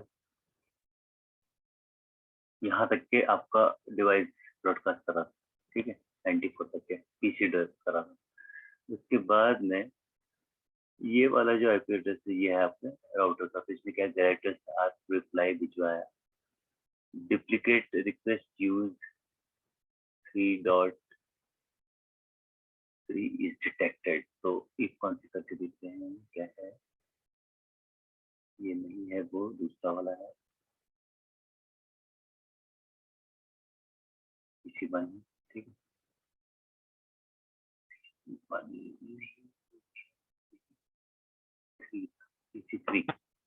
PC3 का मैं ये लेके आता हूँ। अब तक हमको क्या जा रहा था, आईपी कॉन्फ़िगरेशन, आईपी कॉन्फ़िग 3 का 3 हमने 3 आईपी एड्रेस दे रखा हुआ है ऑलरेडी, और हम पिंग कर रहे हैं 1 को। तो मैंने वहाँ पर कॉन्फ़िगरेशन गलत कर दी है, मैं उसको आईपी एड्रेस चेंज करता हूँ। यहाँ पर मैं ये अपने को बता रहा है कि भाई वो डुप्लीकेट आईपी एड्रेस से इसका आईपी एड्रेस चेंज कर दो। अब देखते हैं क्या होता है। 1, अब ठीक है, तो ये आ गया आपका 1 का रिक्वेस्ट जो उसने भिजवाई थी, इसका रिस्पॉन्स आ जाएगा, रिस्पॉन्स आ जाएगा। उसके बाद में क्या होगा, रिस्पॉन्स आ जाएगा।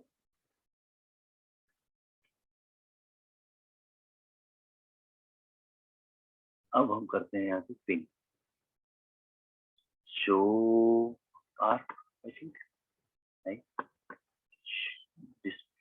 क्या कमांड है, आरपी कमांड होगा, ठीक है, आर आर और आर माइनस से current arc stability minus R8, यहाँ पर भी आर स्टेबल। तो ये दोनों के लर्न हो गए, इसको 1 का लर्न हो गया ऑलरेडी। इसके पास में अब क्या है, उस डेस्टिनेशन एड्रेस को डालने के लिए उसके पास में एक मैक एड्रेस है। अब हम चलाएंगे इसको, दिए सही जगह पर पहुंच जाएगा, ठीक है। तो इस तरह से होता है, आर्क का जो मैकेनिज्म है वो फाइंड आउट करता है कि मैक एड्रेस क्या है अपने कंज्यूगेटिव, अपने करीबी डिवाइस का, और ये इसका फ्रेम है। इसके अंदर में destination MAC, source MAC, target MAC address, ये सब इंफॉर्मेशन है जो कि इसके अंदर जाती है in order to find out कि रिक्वेस्टेड आईपी एड्रेस भिजवाएगा सेंटर आईपी एड्रेस के अंदर में। Target MAC address, if the field is ignored because the requested does not know the MAC, target MAC के अंदर में ये नहीं आएगा, लेकिन ये इसका रिस्पॉन्स मुझे आएगा कि मैक एड्रेस क्या है। फिर हम आ जाते हैं इस मैक एड्रेस वाले क्वेश्चन के ऊपर में। तो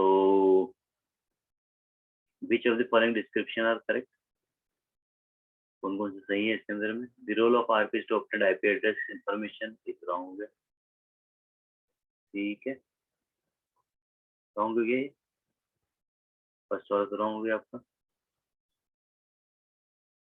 कि आईपी ने मैक एड्रेस फाइंड आउट करता है। दूसरा क्या है, दूसरा है the role of ARP is to obtain MAC address, सही है, that correspond to a known IP address information, कोई एक आईपी एड्रेस जिसने भिजवाया है उसका मैक एड्रेस पता करके देता है, ये बात ठीक है। ARP is a data link layer protocol, ARP is a network layer protocol. तो हम देख लेते हैं आरप कौन सा लेयर प्रोटोकॉल है। ARP is which layer protocol, okay, क्या उत्तर है इसका, are find the which is the most important network protocol of network layer, तो ये ARP जो है आपका network layer का protocol है। The last answer is also correct. Okay, what type of frame should carry an ARP reply packet? Reply packet में क्या होगा, तो broadcast frame होगी, multicast frame होगी, unicast frame होगी, ये the answer is unicast frame। What type of frame should carry a ARP request packet? ARP request के अंदर में क्या जाएगा, तो आर्क रिक्वेस्ट के अंदर में ब्रॉडकास्ट फ्रेम जाएगी, क्योंकि हमें उसका मैक एड्रेस नहीं पता है, तो वो ब्रॉडकास्ट फ्रेम होगी। Which type of field value indicate that a frame is carrying an arc message, तो आर्क मैसेज के लिए जैसे 800 था एक आईपी के लिए, और IPv6 के लिए अलग था, 8D करके कुछ था। वैसे ARP अगर रहेगा तो उसमें क्या लिखा रहेगा? तो उसमें लिखा रहेगा आपका 806। Okay, next is what is stored in ARP cash table. ARP cash table के अंदर में क्या स्टोर होता है? क्या स्टोर होता है आपके? The mapping between IP address and port नहीं, the mapping between MAC address and IP, ये थोड़ा ठीक तो लग रहा है। The mapping between MAC address and port नहीं, ये गलत है। ओके, तो जो हमारे को ज्यादा सही लग रहा है वो यही वाला लग रहा है। क्या है? The mapping between MAC address and ARP cache के अंदर में ये पड़ा हुआ है। Then is your STP। अब हम आते हैं काफी टॉपिक काफी कॉम्प्लेक्स है। इसके अंदर में क्या होता है कि यदि आप फंस गए तो फिर बहुत कॉम्प्लेक्सिटी हो जाती है, और यही ऐसा टॉपिक है जिसके ऊपर में ज्यादा ध्यान नहीं दिया जाता है ना, क्योंकि ये जब तक सही चल रहा होगा तब तक इसमें कोई दिक्कत नहीं आती, लेकिन ये कभी गलत अगर चलने लग जाए तो बहुत सरदर्दी होती है इसके अंदर में, क्योंकि हम इसको ज्यादातर नेटवर्क के अंदर में राउटिंग चल रहा होता है, प्रोटोकॉल BGP OSPF ये इसी के ऊपर में काम चल रहा होता है, काम करते रहते हैं। और बिहाइंड द सीन STP जो है इंटरप्राइज नेटवर्क के अंदर में तो हालांकि काफी इंपॉर्टेंट होता है, या स्विचेस काफी इंपॉर्टेंट लगते हैं, लेकिन टेलीकॉम डोमेन में या कोई ISP के अंदर में उनका इतना ज्यादा उपयोग नहीं होता। बट एंटरप्राइज नेटवर्क के अंदर में इट इज यूजली यूज, है ना, और इसमें दिक्कत भी बहुत आती है। ठीक है, तो इस चैप्टर को, स्पैनिंग ट्री को हम देखते हैं। Spanning tree is a data link layer protocol use to prevent loop. क्या करता है? Prevents loop. इसका एक्रोनिम क्या है? Spanning tree protocol. तो ये जब रिडंडेंट लिंक होंगी तो कुछ लिंकों को शट कर देगा ताकि आपका लूप नहीं बने। इसमें इस चैप्टर में क्या पढ़ेंगे? Describe STP background, STP port, role and state, process of process which an STP tree is, how STP tree is made, describe the role of BPD field। BPD field की आप इसके अंदर में इम्पोर्टेंस समझेंगे। ठीक है, तो अब लूप क्या होता है वो समझते हैं। लूप किसे कहते हैं? किसे कहते हैं लूप?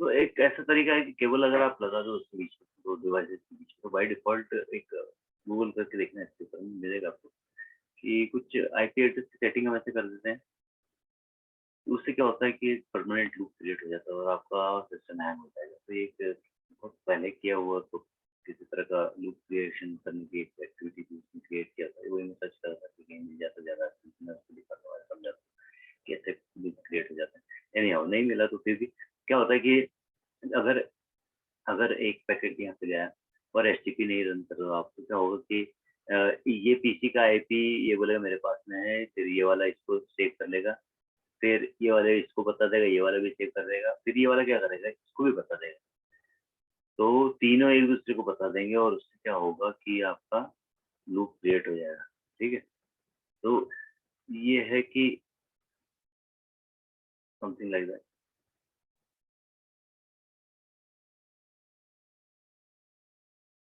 कुछ इस तरह से।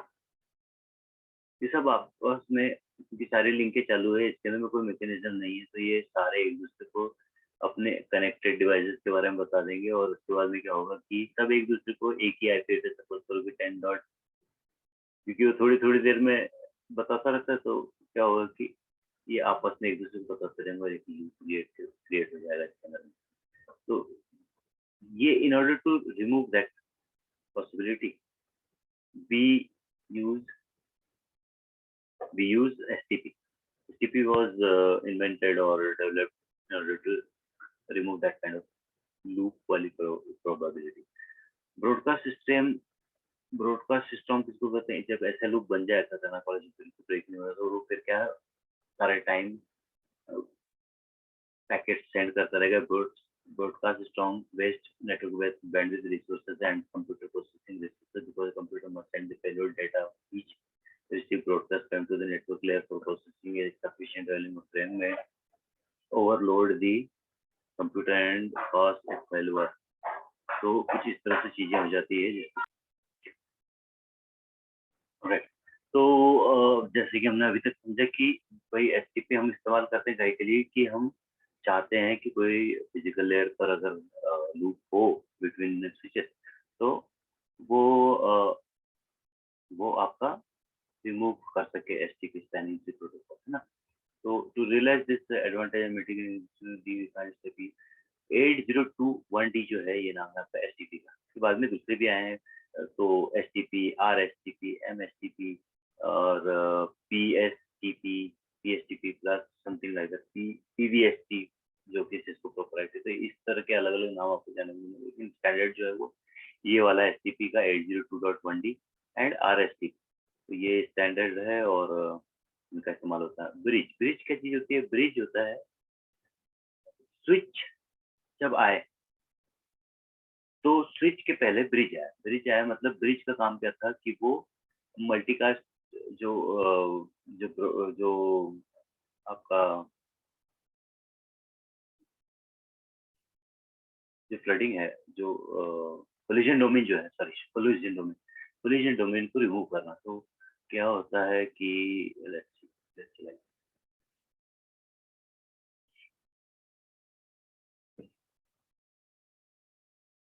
एक इसके पहले की जो लेयर 1 डिवाइस थी वो इस तरह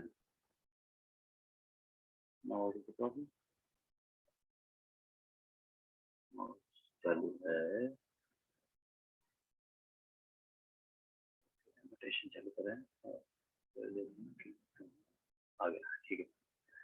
तो ये क्या होगा, लेयर 1 की जो डिवाइस थी जिसको हम हब कहते थे, उसमें क्या होता था कि ये पीसी कुछ भी बोल रहा है तो ये दूसरा पीसी जो कनेक्टेड है, क्योंकि इसमें लेयर 1 पे कम्युनिकेशन हो रहा था, तो जो भी इंफॉर्मेशन जा रही थी यूनिकास्ट चाहे ब्रॉडकास्ट वो सभी को पहुंचती। यदि ये कुछ बोल रहा है इस टाइम पे इसने भी कुछ बोल दिया तो क्या हो जाता था, आपस में टकरा जाता था, कोलिशन हो जाता था और फिर रीसेंडिंग की प्रक्रिया चालू हो जाती। तो इसको सीएसएम सीडी बोलते थे, सीएसएम में CD, collision detection and collision aloha protocol के ऊपर बेस्ड था ये। अलोहा प्रोटोकॉल साइंटिस्ट नाम पे था।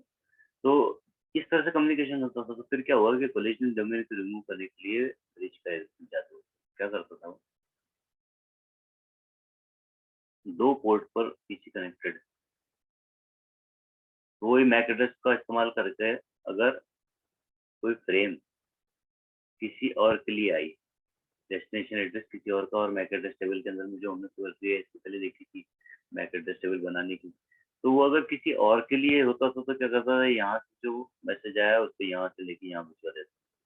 या फॉर इंस्टेंस अगर ये दूसरे वाले भाई के लिए था तो वो दूसरे को भिजवा देता था। फॉर एग्जाम्पल यहाँ से जो आई इसके लिए आए तो क्या करता था, इस पोर्ट पर भिजवा देता था ट्रैफिक और आइसोलेट कर देता था कोलिजन डोमेन को।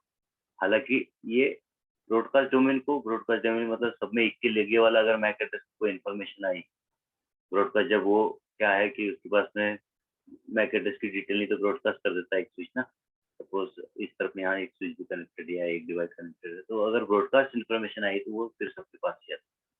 तो कोलिजन डोमेन को तो ब्रेक कर देता था ब्रिज, लेकिन ब्रॉडकास्ट डोमेन को नहीं ब्रेक करता था। तो इसका नाम उन्होंने क्या दिया था, इस तरह से कुछ डिजाइन बनती थी ब्रिज, ऐसे इस तरह से डिनोट करते ब्रिज को, ब्रिज जैसे है ना।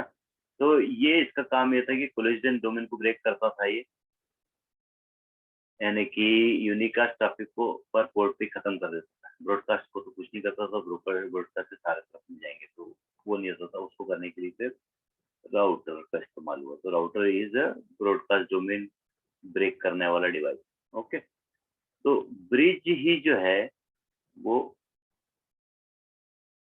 हार्डवेयर में और उसमें पोर्ट में दो ही पोर्ट होते थे जनरली, तो इसको ब्रिज बोलते थे। फिर क्या हुआ, उसका और एवोल्यूशन हुआ और उसके बाद में वही टेक्नोलॉजी स्विच के अंदर में इस्तेमाल होता है, लेकिन इसके अंदर में it is a bridge, switch is a multiport bridge basically. तो स्विच क्या है तो ब्रिज जैसे काम करता है। ऑल्सो एक डिफरेंशिएशन ये है कि basically most of the thing is hardware based, तो सब कुछ जो है हार्डवेयर के अंदर में होता है, इसके अंदर में तो क्या है, इट इज फास्ट। तो ये जो है इसे कहते हैं ब्रिज। और यही ब्रिज, क्योंकि वही उसी दशक की बात करें हम, 90s 2000 के दरमियान की, है ना। RSTP 2004 तक के आया, तो ये समझ लो कि 2004 से पहले की बात है। तो जो STP के अंदर में नोमेनक्लेचर का इस्तेमाल किया, हालांकि वो बात स्विच के बारे में कर रहे हैं, लेकिन while implementing they have called it as bridge, bridge MAC address, BPDU, है ना। तो सारी टर्मिनोलॉजी जो ब्रिज से रिलेटेड है इसके अंदर में। अब ब्रिज का काम क्या है, जो स्विच का काम है, because of performance limitation and other factor earlier switch typically could only have दो फॉरवर्डिंग पोर्ट होते थे because of limitation, hardware limitation मान के चलो आप। So at that time the switch were often referred to as a network bridge और simply bridge कहते थे। In IEEE terminology, the term bridge is still used to these days, but rather than only referring to those switch with just two port, it is also used to refer multi-port switch to multi-port switch को भी refer करने को उसको बोलते हैं। ठीक है, तो ये क्लैरिटी आ गई। ये क्लैरिटी आने की जरूरत है कि बाद में कहीं कहीं रूट ब्रिज और ये सब नाम जो है ना आने वाले हैं समझने के लिए। तो अचानक स्विच में फिर ब्रिज की बात आने लग जाएगी तो कंफ्यूजन हो जाएगा। तो let's go further now. Now, next thing which we want to understand is bridge MAC address. Each port of a bridge has its own MAC address. तो प्रत्येक पोर्ट का, जिस तरह हमने PC और स्विच का कंपैरिजन पढ़ा था, तो उधर भी MAC address होता था, इधर भी MAC address होता था। Generally, the MAC address of the lowest number port serve as the MAC address of the entire bridge. तो अब इस ब्रिज का भी एक MAC address होता है ओवरऑल, और उसको क्या बोलते हैं, ब्रिज आइडेंटिफायर बोलते हैं। तो जनरली जो सबसे छोटा वाला है वही ब्रिज का आइडेंटिफायर है। Bridge specify the bridge priority and MAC. MAC जो 48 बिट का, उसके अंदर में ब्रिज प्रायोरिटी और मैक एड्रेस दोनों का कॉम्बिनेशन होता है। So the BID bridge ID identifier in which the first two byte specify the bridge priority and the latest bit. तो मैक एड्रेस की जब हम बात करेंगे, तो जब हम मैक एड्रेस की बात करेंगे तो नीचे दिखा रहा है इस तरफ से, इस तरफ में ये, क्योंकि इट कैन बी मैनिपुलेटेड, ये चेंज की जा सकती है। अब हमको किसी ब्रिज को रूट ब्रिज बनाना है तो हमको उसको बेहतर वैल्यू देनी पड़ेगी, तो वो हम मैक एड्रेस तो चेंज नहीं कर सकते। जो इस तरफ की जो बिट है वो, तो हम चेंज क्या कर सकते हैं, इस तरफ वाला साइड चेंज कर सकते हैं। प्रायोरिटी चेंज करके हम किसी भी ब्रिज को मास्टर ब्रिज या रूट ब्रिज बना सकते हैं। उसको डिफाइन करने के दो तरीके हैं, अलग अलग वेंडर अलग अलग तरीके से प्रायोरिटी डिफाइन करती है। कोई तो 1 बाइट पूरा इस्तेमाल करता है और कोई आधा बाइट पूरा इस्तेमाल करता है। ठीक है, तो ये दो तरीके हैं इसको डिफाइन करने के, सॉरी पोर्ट आईडी को डिफाइन करने के। पोर्ट आईडी के अंदर में ब्रिज आईडी तो आपकी मिनिमम प्रायोरिटी के साथ में मैटर हो जाएगी। फाइन, तो ये दो चीजें हुई, जो bridge ID and port ID. Port की भी अपनी आईडी होती है। पोर्ट आईडी के अंदर में 1 to 4 बिट जो है वो प्रायोरिटी वाली हो जाएगी, और रेस्ट ऑफ द 5 से लेकर सारे की सारी जो होगी वो मैक एड्रेस हो जाएगी। ब्रिज आईडी के अंदर में the lowest one is used as a bridge ID. BID specify the bridge priority and MAC address. Shows the BID structure in which the first 2 bytes specify the bridge priority and the latest 6 specify the MAC address. The default value of a bridge priority is 8000, which is decimal. So इसकी default जो priority है वो 232768, but this value can be manually specified, change की जा सकती है। Port वाले की भी मैनुअली स्पेसिफाई कर दी, डिफरेंट मेथड यूज करता है उसको आइडेंटिफाई बनाने के लिए। स्पैनिंग ट्री पे आ जाते हैं सीधे। In switch network with physical loop, switch run STP to allow generate a loop free topology. Such topology is known as spanning tree, protocol tree. इसमें क्या होता है, the STP tree can contain one root bridge, एक root bridge होगा इसके अंदर में। Each of the other bridges connected to this root bridge through only one active path। तो यहाँ पर हमने हमारे रिडंडेंसी पाथ में का एक पाथ को बंद कर दिया, ब्लॉक कर दिया जो अल्टरनेट पोर्ट है उसको, और जो बाकी के जिसके ऊपर ट्रैफिक जाना है उसको चालू रखा, तो आपकी फिजिकल लूप जो है वो खत्म हो गया। ओके, नाउ मतलब लेट्स ड्रॉ,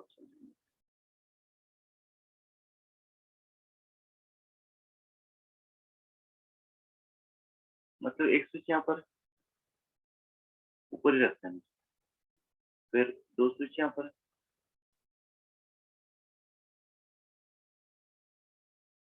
ये कनेक्टेड रहते हैं।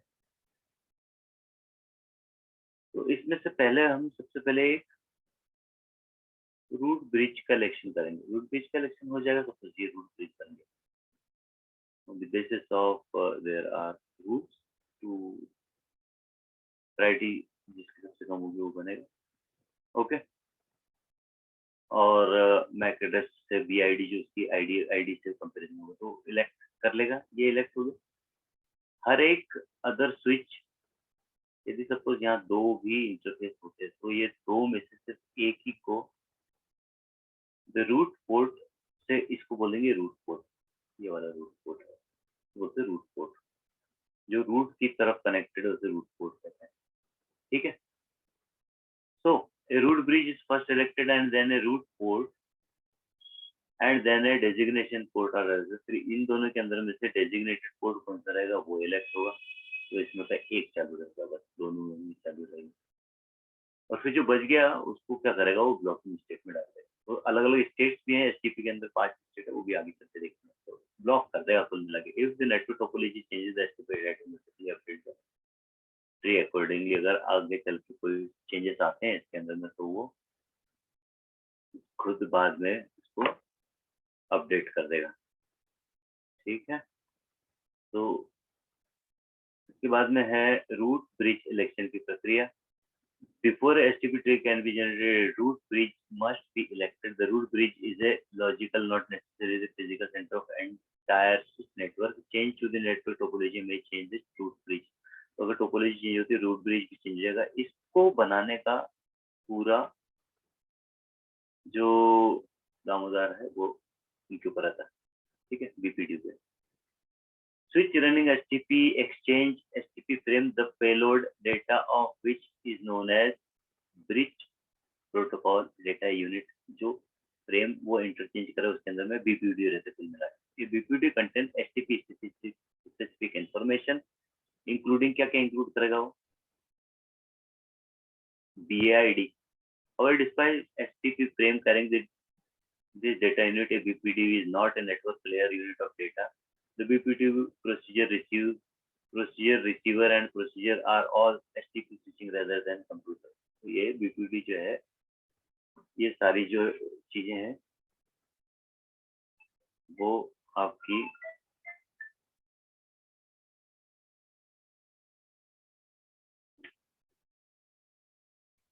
ऑलराइट। तो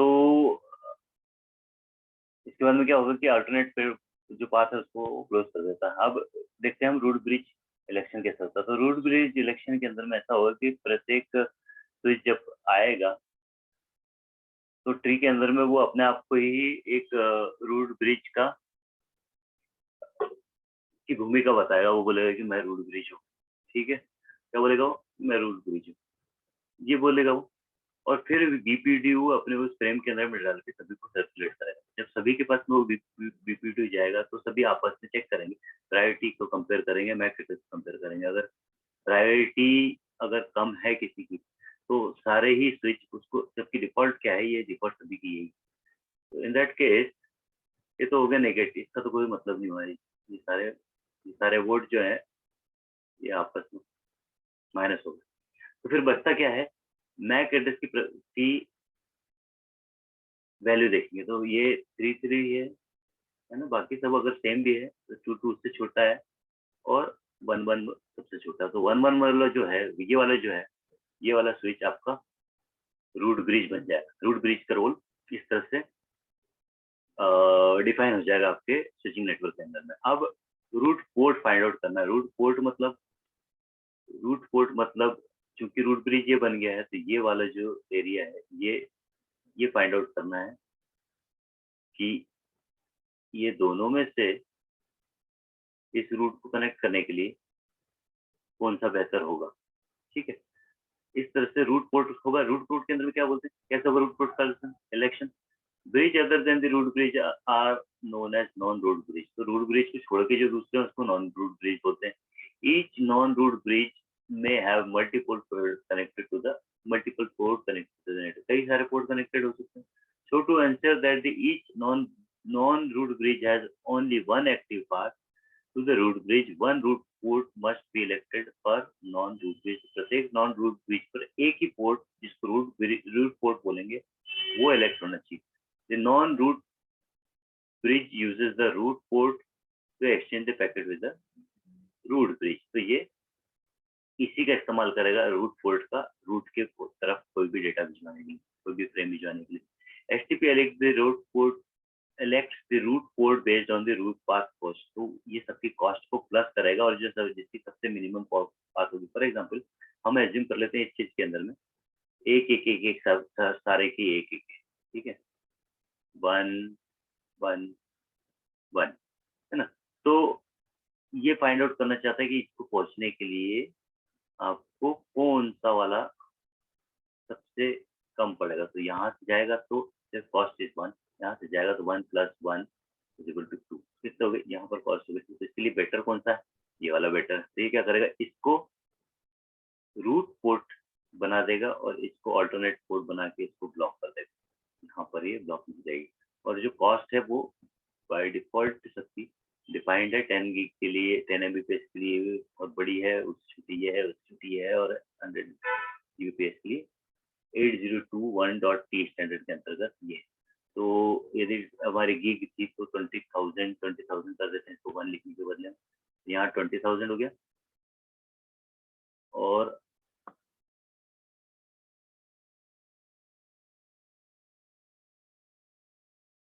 ये 20,000 हो गया, यहाँ 20,000 हो गया प्लस 20,000 हो गया। तो ये कॉस्ट ज्यादा हो गई, इसलिए इसको ब्लॉकिंग कर। तो इस तरह से रूट पोर्ट की आपकी रूट पोर्ट की वैल्यूज के हिसाब से उसने रूट पोर्ट बना दिए। अब बचता है आपका डेजिग्नेटेड पोर्ट। तो डेजिग्नेटेड पोर्ट के अंदर में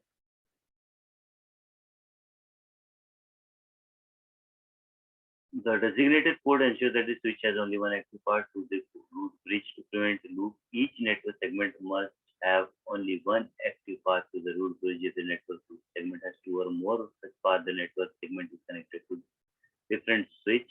The corresponding switch or switch must have only one designated port। तो ये होगा designated port जो होता है वो आपके root bridge पर होता है। The designated port is elected by comparing RPC।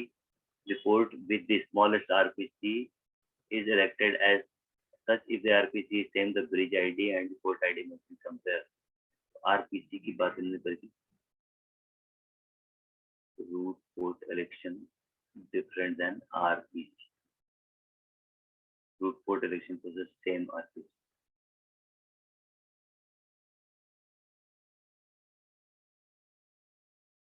तो this is how it is happening. Similar same तरीके से होगा, कंपेयर कर दिया इसने। इक्वल आरपीसी है, अल्टरनेट पोर्ट लार्ज बीआईडी है, स्मॉलेस्ट है तो डेजिग्नेटेड पोर्ट बना दिया, और स्मॉलर इक्वल बीआईडी है तो फिर कंपेयर क्या करेगा, अल्टरनेट पोर्ट और उसकी वैल्यू जो थी उसको कंपेयर करना, पोर्ट आईडी को कंपेयर करके लोअर वाले को वो बना देगा आपका एक्टिव डेजिग्नेटेड पोर्ट। ठीक है, अल्टरनेट पोर्ट को कर देगा ब्लॉक। एसटीपी दो प्रकार के होते हैं, the two type of STP के अंदर में बीपीडीयू दो प्रकार के होते हैं। एक होता है बीपीडीयू एंड कॉन्फ़िगरेशन बीपी, और दूसरा होता है टोपोलॉजी चेंज नोटिफिकेशन। तो ये जो कॉन्फ़िगरेशन चेंज वाला बीपीडी, उसको देखकर सारे ही स्विचेस अपने कॉन्फ़िगरेशन को चेंज कर लेते हैं और अपना रास्ता ठीक कर लेते हैं। यदि कहीं से बेटर वाला बीपीडीयू आ जाता है तो नीचे के डिवाइसेस जो होते हैं वो यानी कि जो नॉन रूट ब्रिज है वो इस बीपीडीयू से टीसीएन से संदेश भिजवाते हैं कि भाई हमारे पास में better there is a topology change is happened and you need to you need to do something for it. तो रूट ब्रिज को ये इंफॉर्मेशन पहुंच जाती है और इसके बाद में टीसीएन बीपीडी आने के कारण वो सारा का सारा जो उसका डेटाबेस उसको फ्लश करके नया वापस बना करके कॉन्फ़िगरेशन बीपीडी भिजवाता है और उसके बाद में फिर आपकी उस तरह की network बन जाती है। In terms of the structure and content, BPD are sample the content on the protocol IDs. If the failure of network link causes the topology to change, the switch located at the point of failure detects the change to the port state. Other switches, however, cannot directly detect the changes. The switch located at the point of failure constantly sends TCN BPD to the upstream route भिजवाता है with TCA flag set to it. One set from the upstream switch. After receiving the TCN BPDU, the upstream switch reply with a BPDU with TCA flag set to 1. There through its designated port and constantly sends TCN BPDU at the interval of hello timer. Its own upstream switch through its port. मतलब root port के ऊपर में TCN जाता है, मतलब वो नीचे से ऊपर की तरफ में जाता है और फिर कॉन्फ़िगरेशन ऊपर वाला जो मेन स्विच रहेगा वो बीपीडी कॉन्फ़िगर करके भिजवा देगा। पोर्ट के states STP defined 5 port states, 3 port in addition to 3 different port role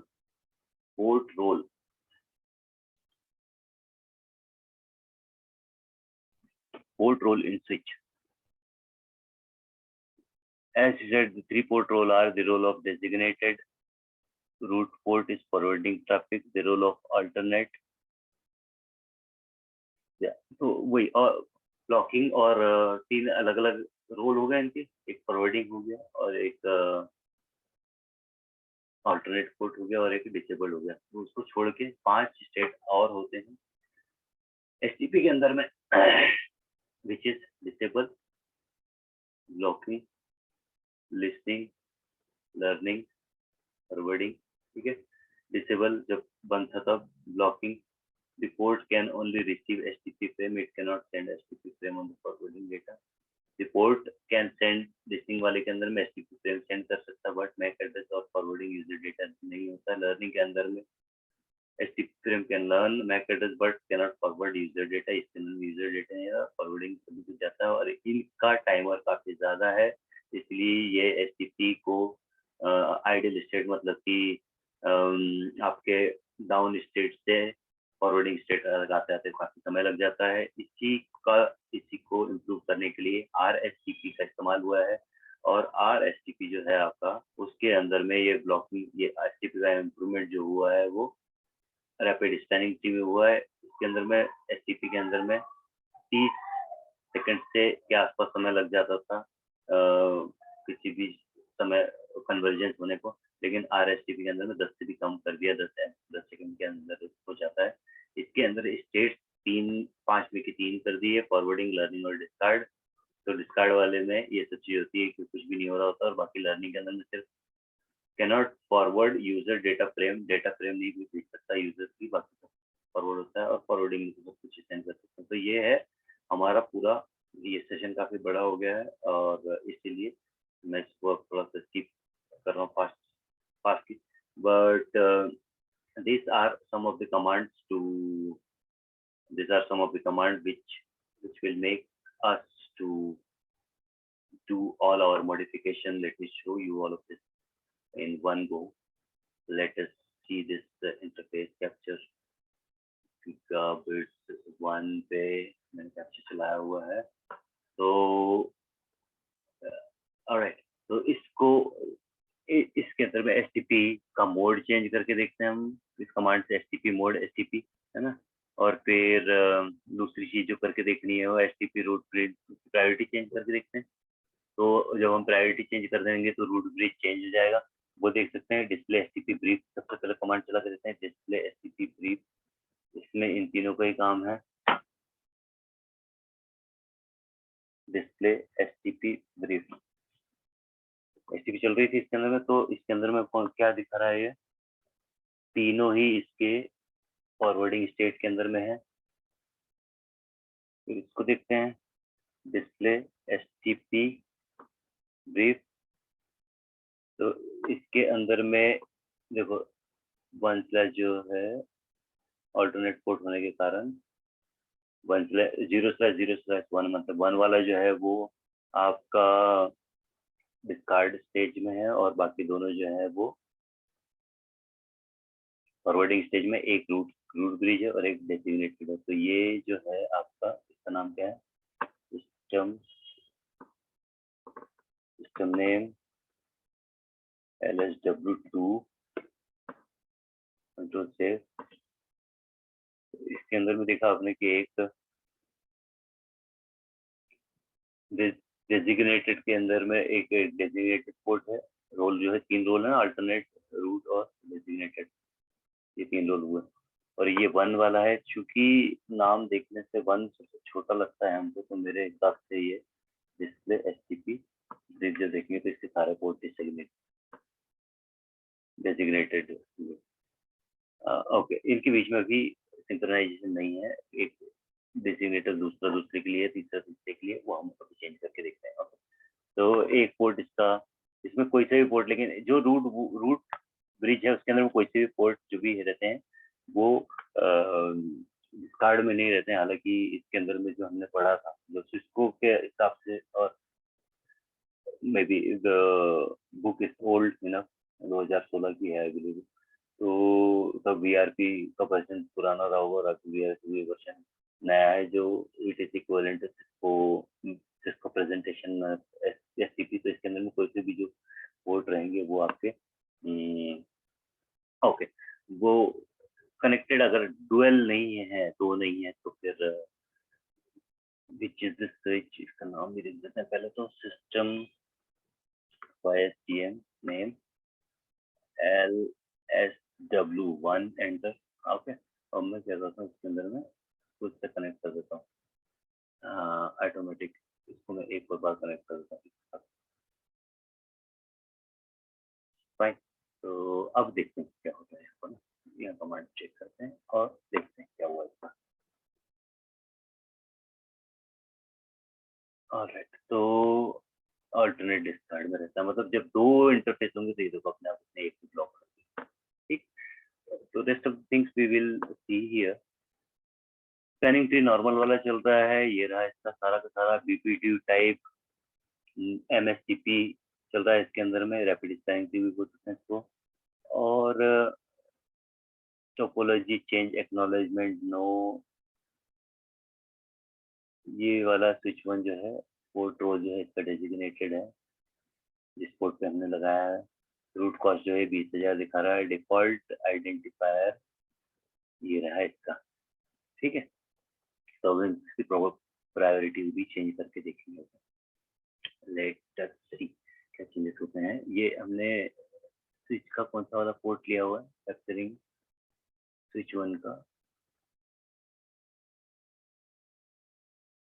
switch 1 के कौन से पोर्ट के ऊपर में चलाया हमने, स्विच 1 ये रहा, स्विच 1 के ये वाले पोर्ट पे चलाया हुआ 0/0। पोर्ट का नाम कहीं दिखेगा तो बताता हूँ। ब्रिज आइडेंटिफायर दिख रहे हैं इसके अंदर में, MSTP के एक्सटेंशन दिख रहे हैं, EST की इंफॉर्मेशन दिख रही है,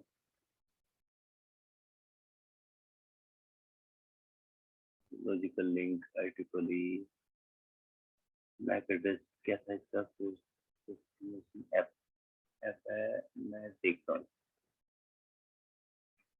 display MAC address, enter, display interface, enter. 001 का मैक एड्रेस है 11F। ठीक है, 711F। तो ये वाला इंटरफेस है, कौन सा, गीक वाला, गीक 0/0/1। Okay, now we do some changes here. इस पे ब्रीफ कमांड चला के देख लिया आपने, तो उसके अंदर में आपको कौन सा फॉरवर्डिंग, कौन सा नहीं फॉरवर्डिंग में दिख गया। क्वेश्चन बाद में लेते हैं, पहले ये 2-3 कमांड चला लास्ट में क्वेश्चन लेते हैं। ओके, खत्म हो गया। तो हम प्रायोरिटीज की चेंज करना चाहते हैं, इसके लिए कमांड चलाता हूँ। फुल स्विच को मैं के लिए डेजिग्नेटेड टूल्स बनाना चाहता हूँ।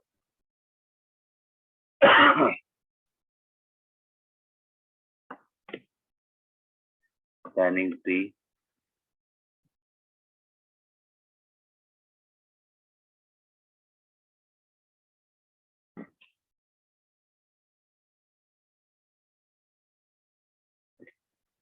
BPDU protection, enable edge, disable convergence, priority, PRIORT, priority.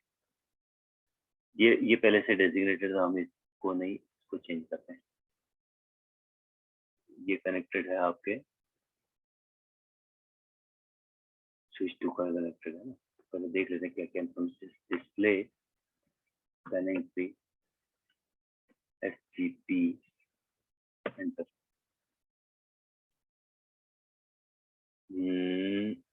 Okay, ये रहा आपका CST bridge root, designated bridge port, designated सारे डेजिग्नेटेड, कितने designated actually. Display STP question mark, slot instance error brief,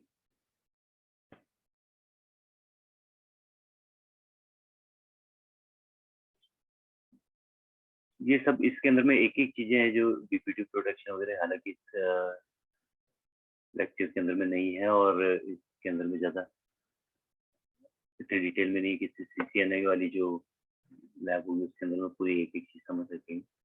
तो हम क्या चाहते हैं कि हम इसको चेंज करना चाहते हैं बीच में, सिस्टम ओके STP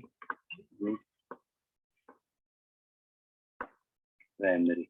ये कमांड से भी आप किसी को चेंज कर सकते हो, डायरेक्टली कमांड ही है। सो अदरवाइज आप उसको प्रायोरिटी से भी चेंज कर सकते हो, प्रायोरिटी कमांड से। हम तो STP समरी करके देखते हैं, एक बार ब्रीफ करके देखते हैं। Command brief display STP brief, ये कमांड चलाएंगे। और दूसरी कमांड क्या चलाते हैं हम, STP topological change, topological change enter. Number of topology 27 हो गए और लास्ट चेंज रिसीव्ड फ्रॉम, ये दूसरा वाला का नाम बता रहा है। And what else we can see, there is process चला के देखें एक बार।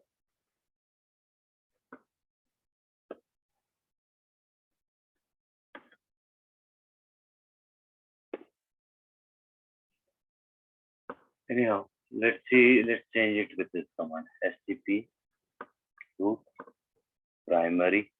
जैसे हम एंटर मारेंगे यहाँ पर काफी सारे चेंजेस होंगे, वो हमको यहाँ दिख जाएंगे। अब तक ये F से आ रही थी चीजें, अब देखो यहाँ दिख रहा है F3 से आने लगी। तो ये क्या बोल रहा है, कॉस्ट 0 कर दी यहाँ पर, और इंटरफेस की कॉस्ट ये सब डिटेल चेंज कर दी इसमें। तो अब क्या हो जाएगा हमारा, ये सारा यहाँ पर सारे के सारे डेजिग्नेटेड पोर्ट अपने आ जाएंगे। ये रहा, ये रहा, ये रहा, ये रहा, डिस्प्ले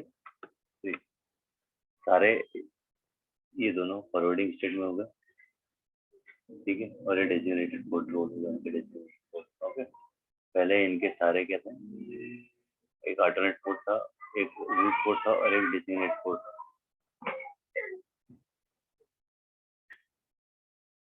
ये हमने चेंज कर दिया प्राइमरी कमांड से, और अब हमारा रूट ब्रिज जो है वो हमारा स्विच टू बन गया।